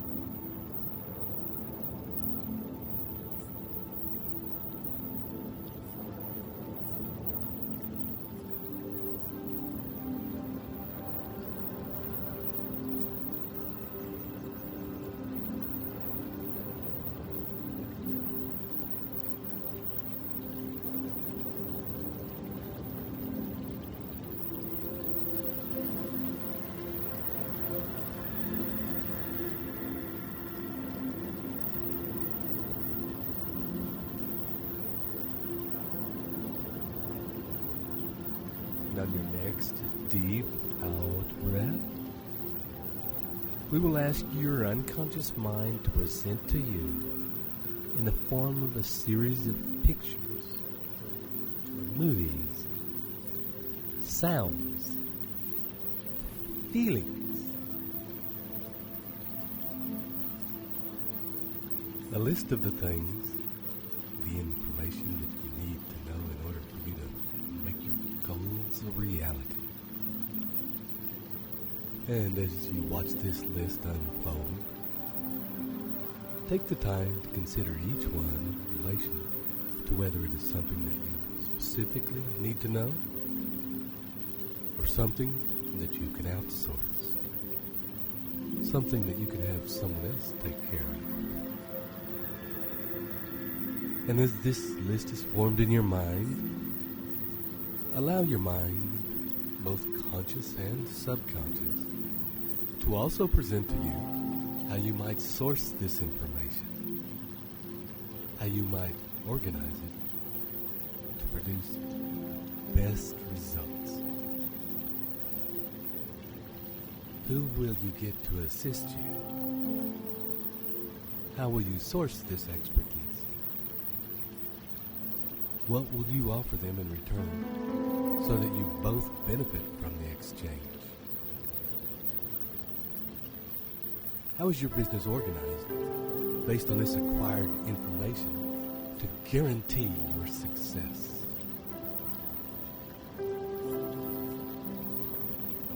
And continue as you breathe and relax to allow this deepened picture to form.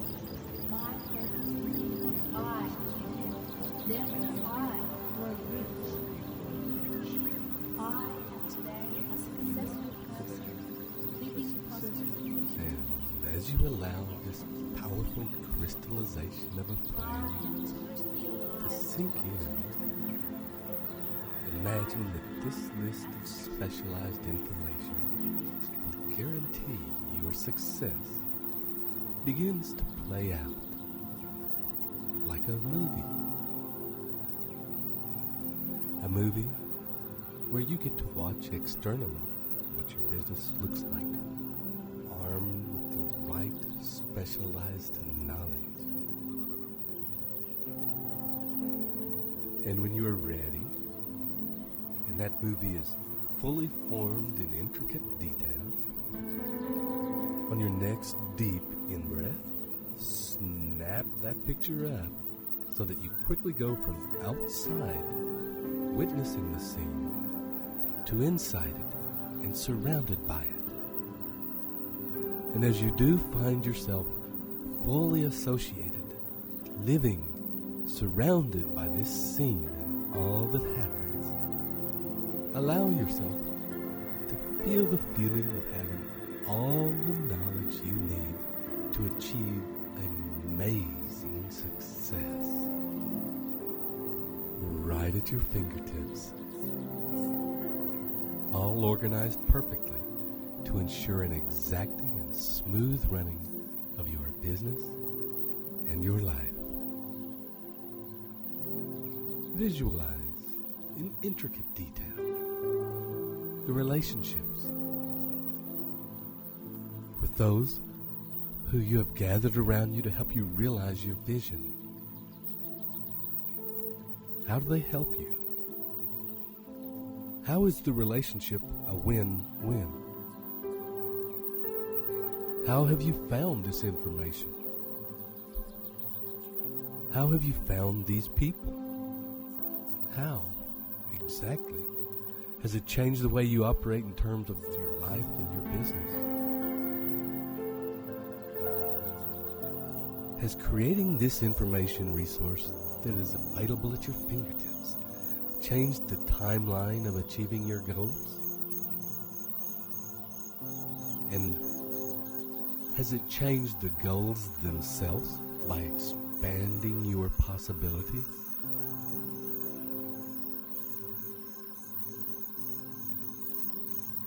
And when you are ready, allow whatever changes that can and need to be made to your definite chief goal and the timeline in which it is held to happen automatically. And in your own time, take another deep breath and surrender and release all these images back into the hands of your subconscious and the infinite intelligence of the universe, and begin to come up, back into the here and now, back into this moment. And I hope you have received yet another gift by using these recordings. Thank you for working with us in this way. This is Ted Ciuba, And it's Mike Gardner. wishing you journey well to your success. We'll see you soon.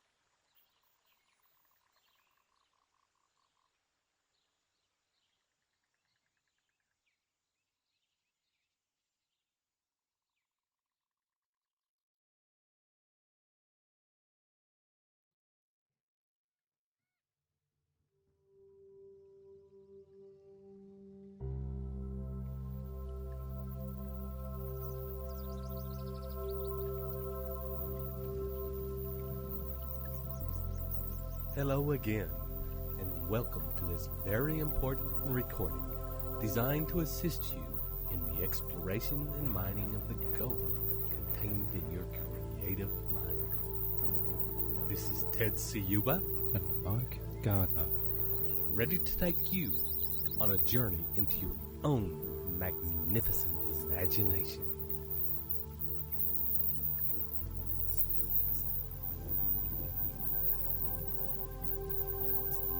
And as you have already done in the past with us, take a minute to get yourself settled in a quiet place where you can get even more comfortable than you were the last time you were dropped deeply inside. And for a few minutes, take some time to scan your body, becoming aware of the weight of your body, where it connects to the surface beneath you. And as you notice and feel that weight, and you notice your edges and your solidity, you'll also notice a growing softness in your muscles and the feeling of that relaxation spreading. And you also notice that you are beginning to feel heavier. Your arms sinking down, pulling your shoulders down into relaxation. Your legs, your feet melting into the soft comfort of where you are now relaxing. And as they do, a growing warmth is beginning to spread through your body. And as that warmth spreads, you may notice your body feeling more and more at peace, while you begin to be aware of your mind drifting out. And you can feel at ease with this drifting, and simply allow any images, feelings, thoughts to drift in and out of your mind. And in a minute, I want you to allow those feelings, thoughts, and images to flow around the subject of your definite chief purpose. And as you focus on your definite chief purpose, allow yourself to simply enjoy the feeling of your life as it is becoming exactly the life you desire for yourself, for your family, for your friends and loved ones.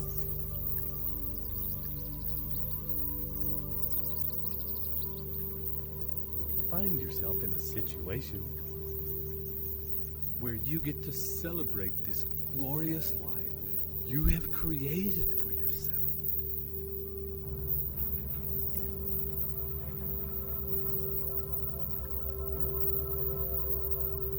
Feel the feeling of deep gratitude for all that you have, for how you now live,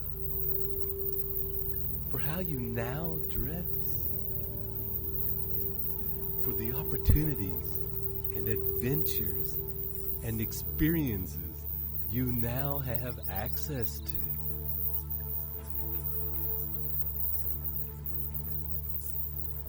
And as you bathe in that feeling of joy and gratitude,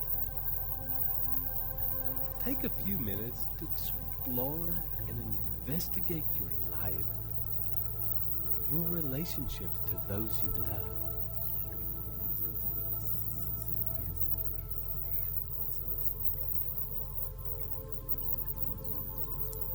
Also, your business relationships.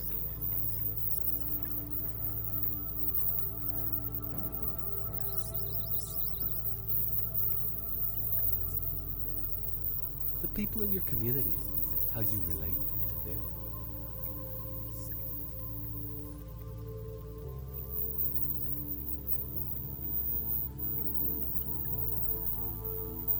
Explore your house, your land, what you do for fun.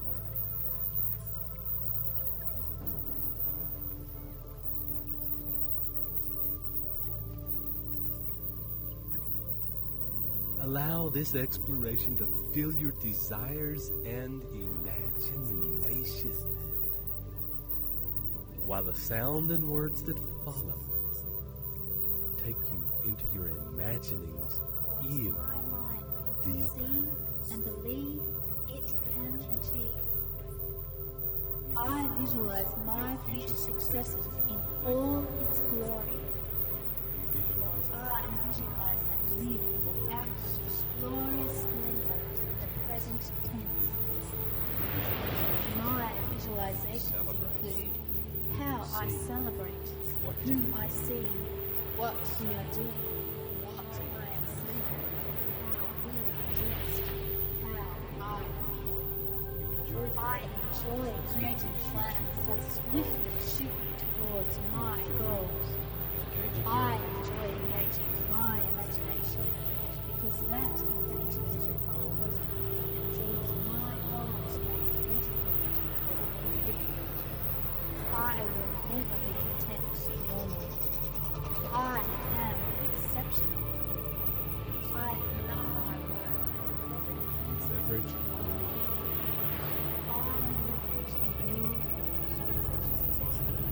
everything works because I follow universal law. I give to receive. My purpose is in what I can give. Therefore, I grow rich. I am today a successful person, living prosperously and I am totally aligned to opportunity. What my mind can conceive and believe it can achieve. I visualize my future successes in all its glory. I visualize and live out its glorious splendor in the present tense. My visualizations include how I celebrate, whom I see, what we are doing, what I am saying, how we are dressed, how I feel. I enjoy creating plans that swiftly shoot me towards my goals. I enjoy engaging my imagination because that engages me and draws my goals magnetically. I will never be content to be normal. I am exceptional. I love my work and Leverage.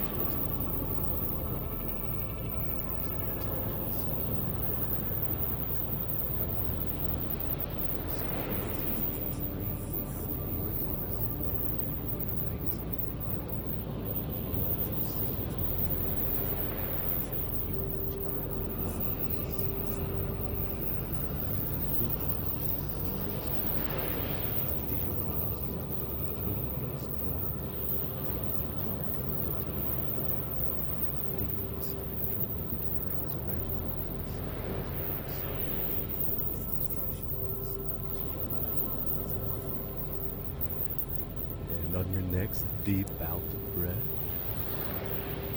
coming up just a little. Just enough to be able to follow my words.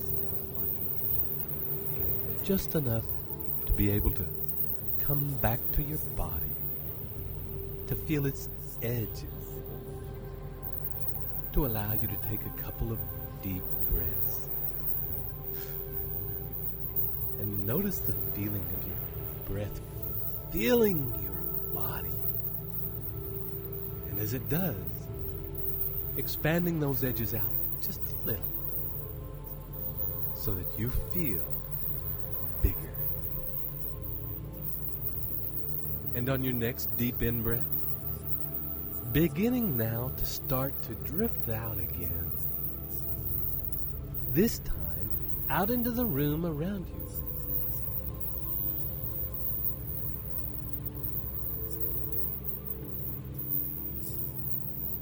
Imagining now, following the line that you have followed before, out through the top of your head, and up and out of the room, out of the building you are in.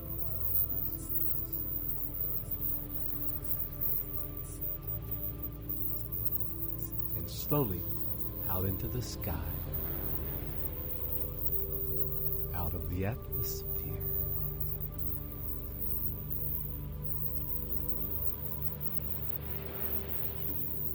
Slowly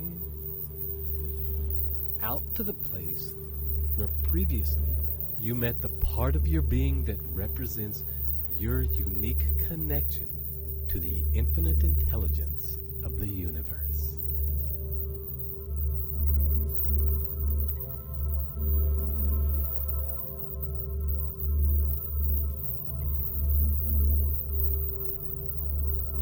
And as you return to this place of connection to infinite intelligence, meet again with this part of yourself personified, like old friends. And as you allow yourself to merge again with this being, continue to drift even further out.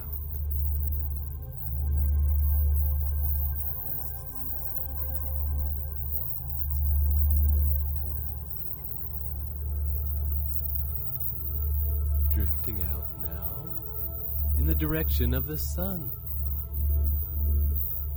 And you will notice that since it is your consciousness and not your body moving out towards and into the sun, that it does not feel hot. In fact, it feels deeply expanding and connecting.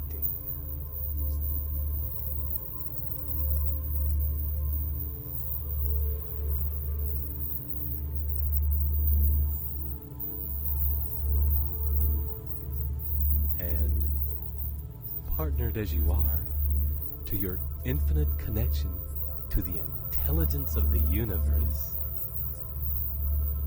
allow this part of yourself to take you to a place where your deepest creative instincts lie.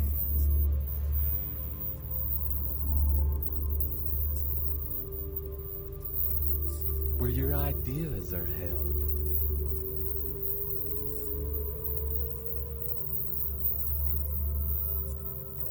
Where the magic of your most glorious imagination transforms the seeds of your inspiration into visions of wonder and power. This is the womb of your most magnificent dreams.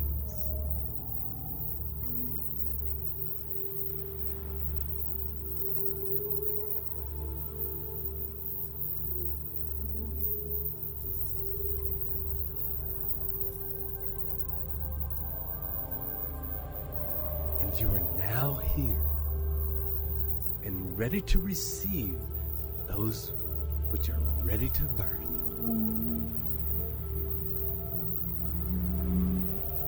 And take some time now to stare in wonder at the unfolding of some of these ideas. Allow them to unfurl and reveal themselves to you. As the sounds and words that follow take you even deeper.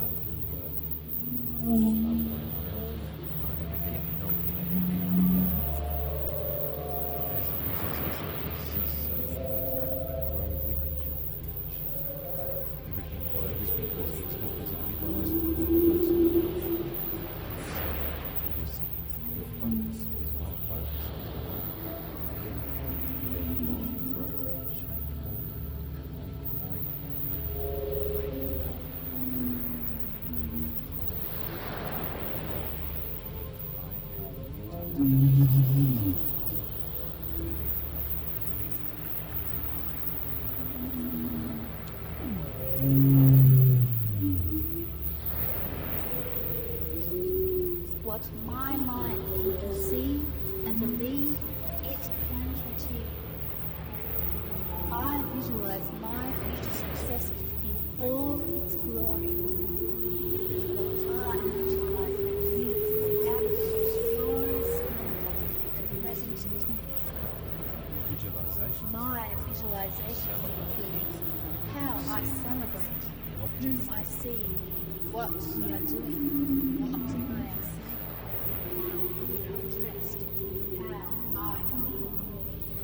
I enjoy creating plans that swiftly shoot towards my goals. I enjoy engaging my imagination because that engages my bosom and draws my goals back better than I will never be content to be normal. I am exceptional. I love my work and the perfect answer to mine.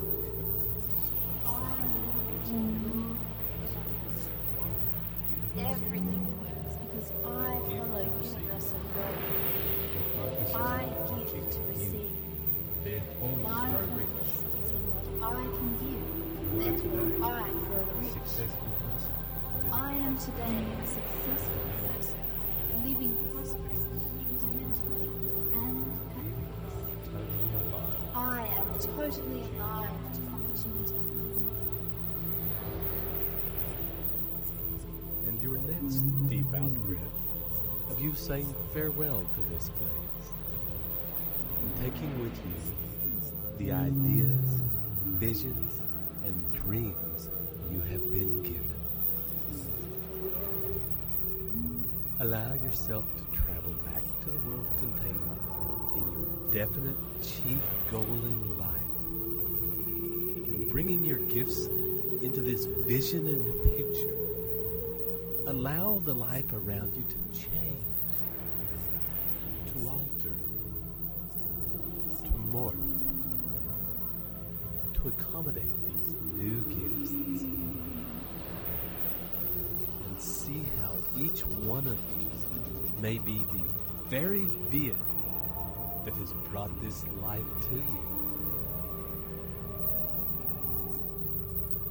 explore again your life and see if in this case, on this trip to your imagination, that you have brought the seed of your new life back with you in the form of a single idea that could expand and grow into a powerhouse with a life of its own. A life so dynamic in its vision that it will become a consuming obsession for you. A driving force.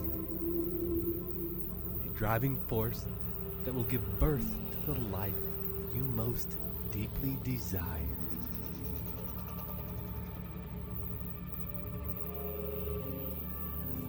And when you are ready, follow this life back to the present moment. Noticing along the way what changes need to be made in each step to keep you on the right path. To keep you on the path to actualizing your future success. And on your next deep breath, bringing all those thoughts and changes right back into the here and now, to this place where your body lies, to this moment, right now. And know that as you sit with these new gifts, with the seeds of change, that right now your subconscious mind is in the process of transmuting these seeds into a definite plan of action that can be used to create and accumulate success and wealth. And you can simply trust that when you need this plan, those answers, they will come. Taking a few deep, big breaths now. Coming right back into full waking awareness. This is Ted Ciuba and Mike Gardner. Wishing you journey well.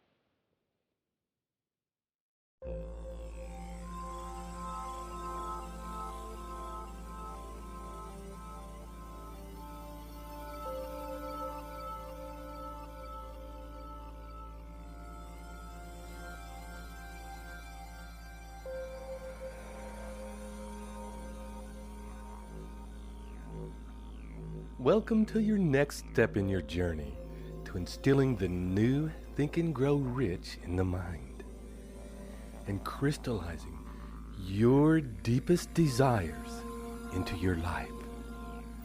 This is Ted Ciuba and Mike Gardner, inviting you now to prepare for the next step in your process, organized planning. And for this process, and because you are getting well practiced at dropping into a deep space now, we will change our normal way of doing things by asking you to sit up at a table with a pen and paper. If you need to pause this recording now, offer a moment to get yourself organized, then press now. And as we continue now, sitting up at a table, feet flat on the floor, hands resting in your lap, your eyes gently closed, and taking a few deep breaths,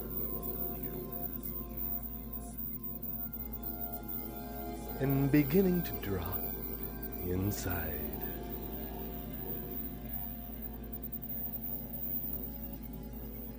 Noting your breathing, your breath flowing gently in and out.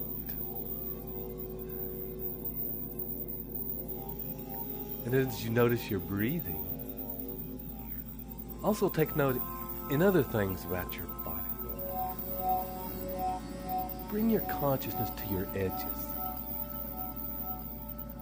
Notice your hands in your lap, how warm they are there. And as you notice the weight of them in your lap, you will also be aware of the weight of your shoulders as they drop into relaxation. And as that relaxation spreads, your spine will begin to soften and your neck relax. Feeling warmer and softer. As your neck relaxes, you will begin to feel the weight of your head and the balance that must exist in your body as you sit upright in order to keep your head sitting tall on your neck and shoulders in a completely easy and relaxed way. And as you sit there, perhaps making minor adjustments in your body to achieve that perfect balance, you'll also notice your scalp relaxing around your brain, your skull expanding each breath, your eyes relaxing and softening in their sockets, and muscles in your jaw easing their tension, your tongue relaxing in your mouth, and allowing yourself to feel the weight of your tongue as it sits at rest on the floor of your mouth. And breathe deep. I achieve my goals with but little effort because my plans are sound. Organized planning is a way of life. All the universe responds to my holographic images of success. Follow the sound principles. I follow the sound principles of organized planning. I always plan. And each breath now bringing you closer and closer to the center of your being. As it does so, and as you become aware of your center, notice also the weight of your bottom on the chair. Feel an ease settling in your legs, allowing them to relax. Noticing your calves sinking down toward your feet, and your feet resting flat on the floor. Feel the weight. Feel the surface underneath. And getting a sense with each breath of your body as a complete organism. Now coming to a state of rest as you sit there. Still.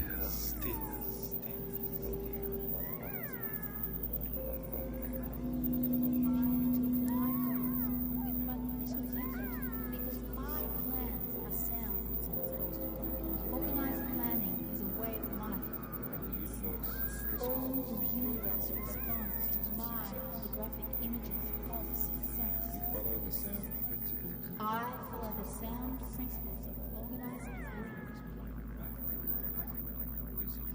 I always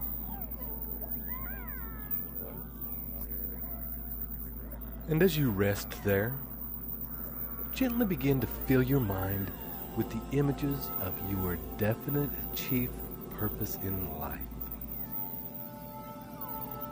Allow the picture that we have formed over previous journeys to come into focus in your mind. In vacagum detail. Bringing the vibrancy and the light and the colors which you have imagined for this vision into acute awareness. Surround yourself with this picture. The details, the feelings, the emotion. What is in motion? What is moving in your environment? What does it look like? What objects are there? What feelings are there? What conversations there are?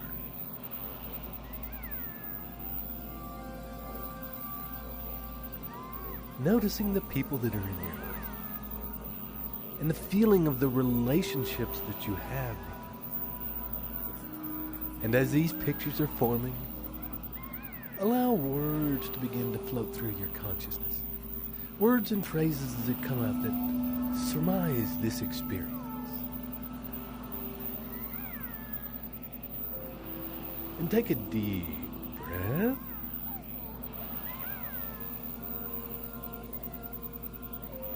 And drop in a little further. And as these words and phrases pass through your mind, they take you in even deeper. And you'll also find, whilst you are so relaxed and in this deep space, that you'll be able to move your arms and your hands and open your eyes gently and still maintain yourself in this same state of consciousness. You will be able to pick up your pen and put onto the paper in front of you while still maintaining deep rest and stillness. The movement of your hands and your arms serving to take it in even deeper. Each movement of the pen and of your fingers stimulating the vision of your mind. Begin now by writing about this world you have imagined, this world of you living in your definite chief purpose in life in the present tense. Write succinctly and with clarity about what this world looks like. Writing about where you are. Who are you with? What are you doing? Spend a few moments now detailing and describing the vision in your mind on paper.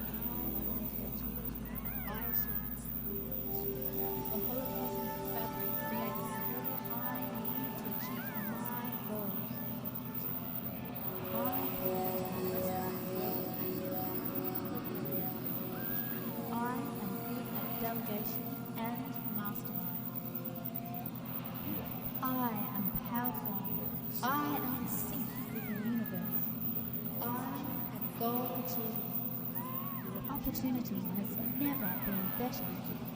These are the best of times.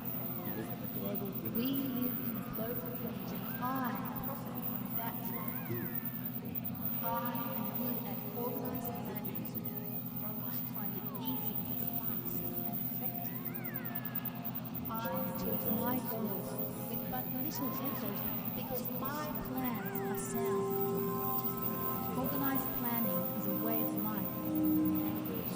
All the universe responds to my graphic images of success. You follow the sound principles. I follow the sound principles of organized planning. I always plan backward from an event using milestones and timelines. I am on target. I keep track. What the mind can conceive and believe it can achieve. Resources and events you plan to achieve. The people, resources, and events I plan to achieve, I achieve.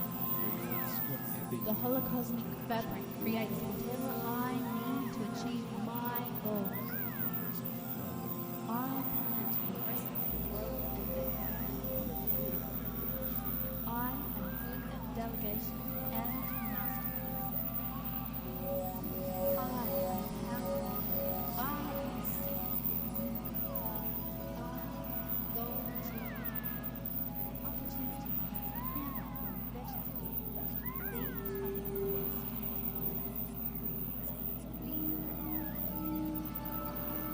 And next, begin to describe the feeling of this world, this vision, your life you have created. What does it feel like to you now? How do you feel in yourself? How do you feel about yourself? How do you feel about those around you? How do you feel about the relationships you have? How do you feel emotionally about your business? About what you are offering the world? About what you are giving?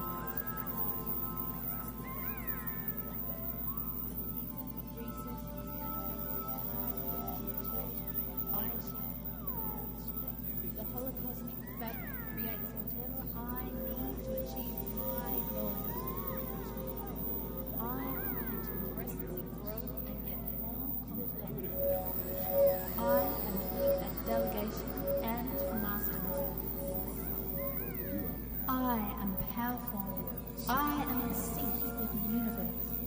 I am goal achieving. Opportunity has never been better. These are the best of times. We live in a global village and I profit from that fact.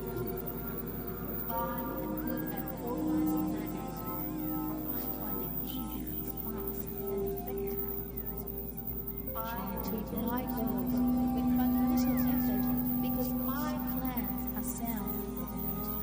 Organized planning is a way of life. All the universe responds to my holographic images of success. I follow the sound principles of organized planning. I always plan backward from an event using milestones and timing. I am on target. I keep track. What the mind can conceive and believe, it can achieve. The people, resources, and events I plan to achieve, I achieve. The holocosmic fabric creates whatever I need to achieve my goals.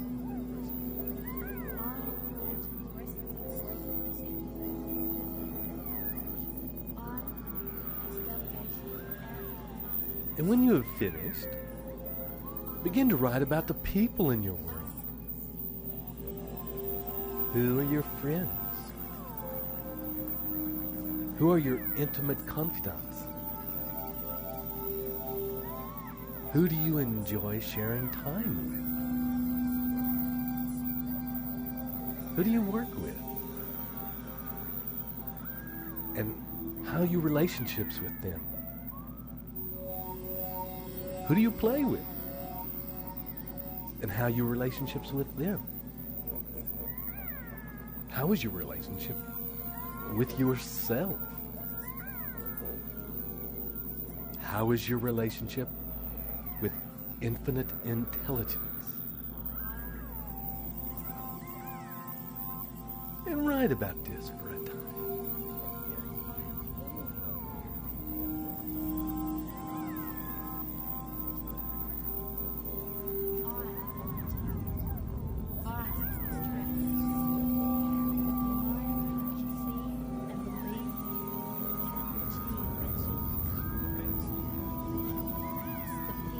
Resources and events I plan to achieve, I achieve.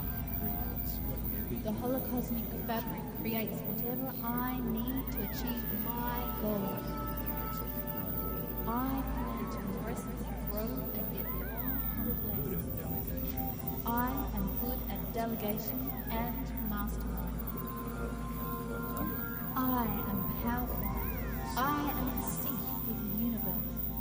I am goal achieving. Opportunity has never been better. These are the best of times. You live in a global village. We live in a global village and I profit from that fact. I am good at organized planning. I find it easy, fast, and effective. I achieve my goals with but little effort because my plans are sound. Organized planning is a way of life. All the universe responds to my graphic images of success. Follow the sound principles. I follow the sound principles of organized planning. Using milestones. I always plan backward from an event using milestones and time. I am on target. I keep track. What the mind can conceive and believe, it can achieve. Resources and events you plan to achieve. The people, resources, and events I plan to achieve, I achieve. Creates whatever The holocosmic fabric creates whatever I need to achieve my goals. I plan to progressively grow and get more. I am good at delegation and mastermind.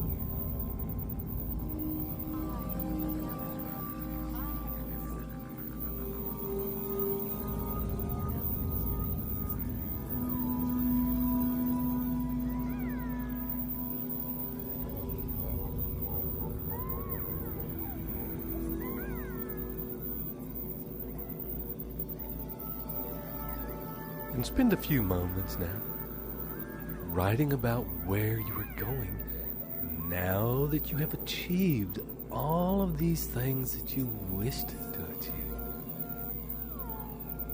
And having got to here and successfully created this life, there are always new challenges, always new goals.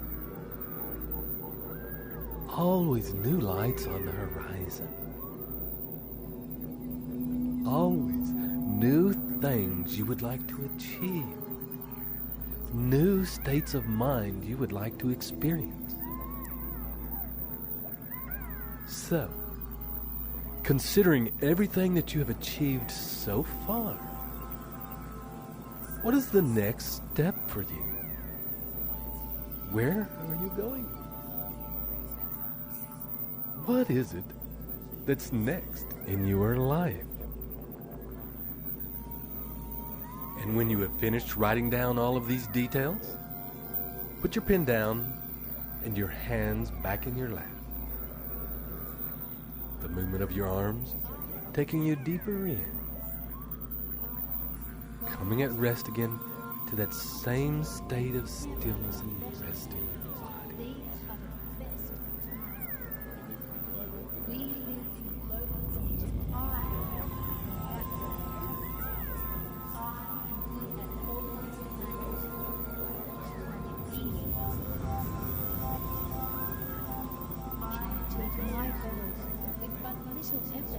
Because my plans are sound.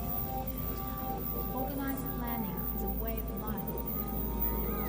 All the universe responds to my graphic images of success. Follow the sound principles. I follow the sound principles of organized planning. Using milestones. I always plan backward from an event using milestones and time. I am on target. I keep track. What the mind can conceive and believe, it can achieve. Resources and events you plan to achieve. The people, resources, and events I plan to achieve, I achieve. Creates whatever The holocosmic fabric creates whatever I need to achieve my goals.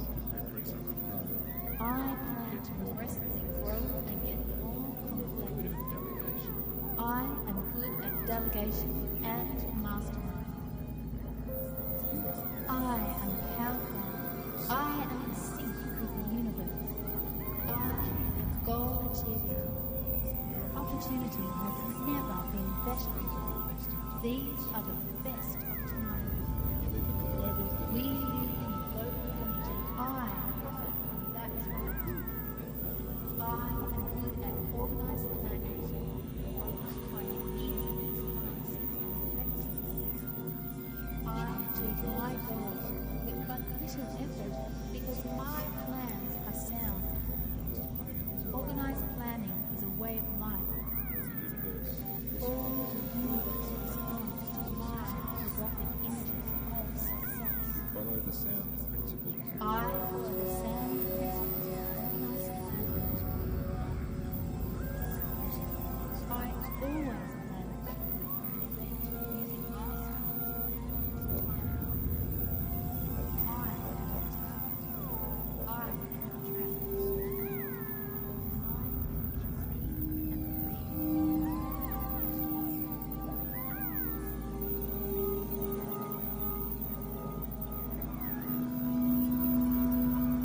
Eyes closed and breathing. And in a moment, taking a deep breath, allowing your mind to empty and feel clear. Let go of any thoughts passing through your mind. And focusing now back on your center. And as you focus on your center, consider your life as it is right now.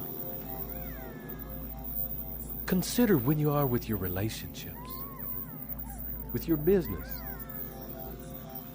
with your feelings about yourself, your feelings about the connection you have with infinite intelligence, as it is right now. Consider the results you are producing in your life, irrespective of whether you believe them to be good results or poor results. Consider without judgment exactly where you're at. And as you gather the information and form the picture of where you are at right now, take the picture of your definite purpose of where you want your life to be and superimpose that over the top of the way your life is right now. Whatever I need to achieve my goals. I plan to progressively grow and get more. I am good at delegation and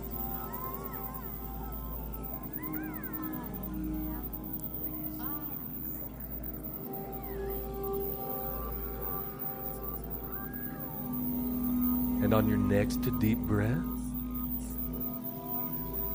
the movement of your arms deepening your state of consciousness.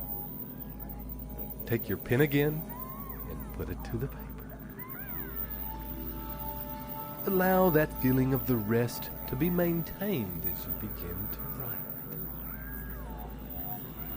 And looking at these two images superimposed one on another, begin to write the things that you believe you must do in order to achieve your goal.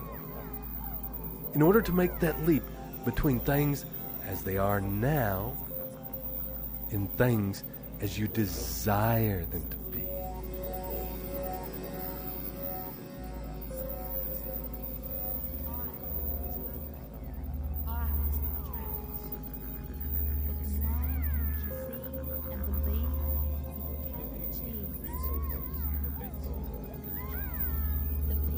resources and events I want to achieve, I achieve. The holocosmic fabric creates whatever I need to achieve my goals. I plan to progressively grow and get more complex. I am good at delegation and mastermind. I am powerful.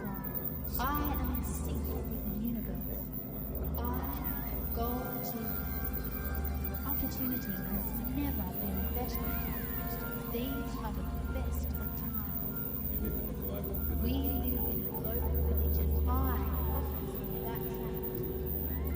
I am good at organizing planning. Finding easy.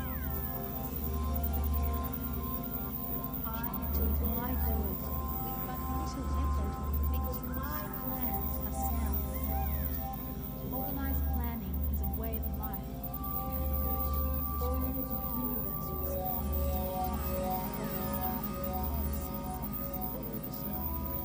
I follow the sound principles of organized planning. I always plan using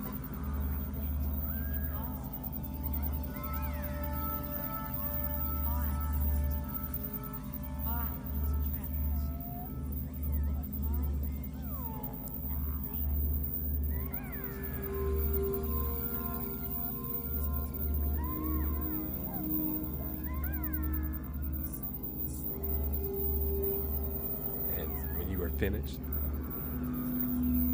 Make a list of the knowledge and information that you believe you must have in order to achieve those things. Deepen that list with the resources that you believe you need to have in order to achieve that goal. What people or what types of people must you meet in relationship with? Mastermind.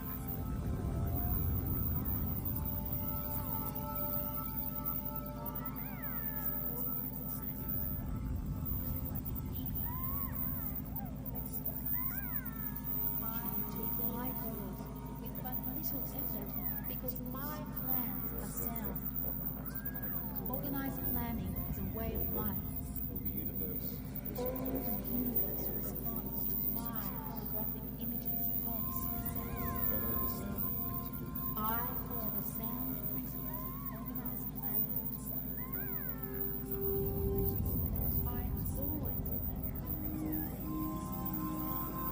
And note down now a few ideas of alternative options that you can use to achieve that goal. Different vehicles that perhaps you could consider.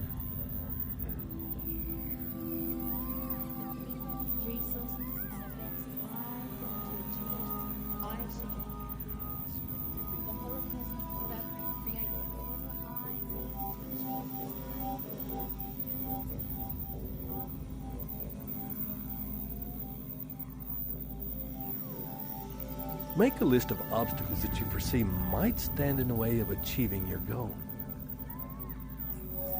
And with each obstacle, note any potential possible solutions that might help you circumnavigate that obstacle.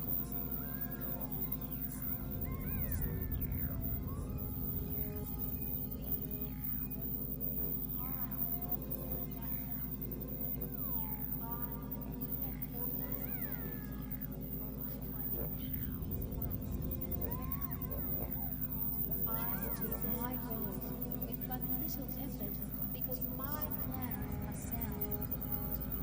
Organized planning is a way of life.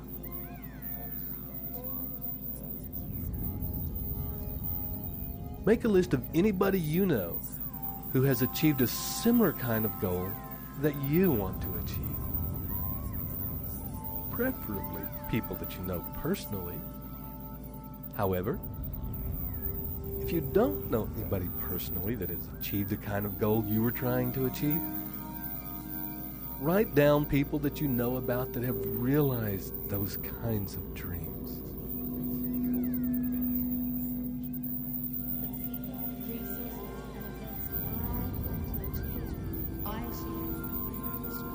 The holocosmic fabric creates whatever I need to achieve my goals. I plan to progress, grow, and get more. I am good at delegation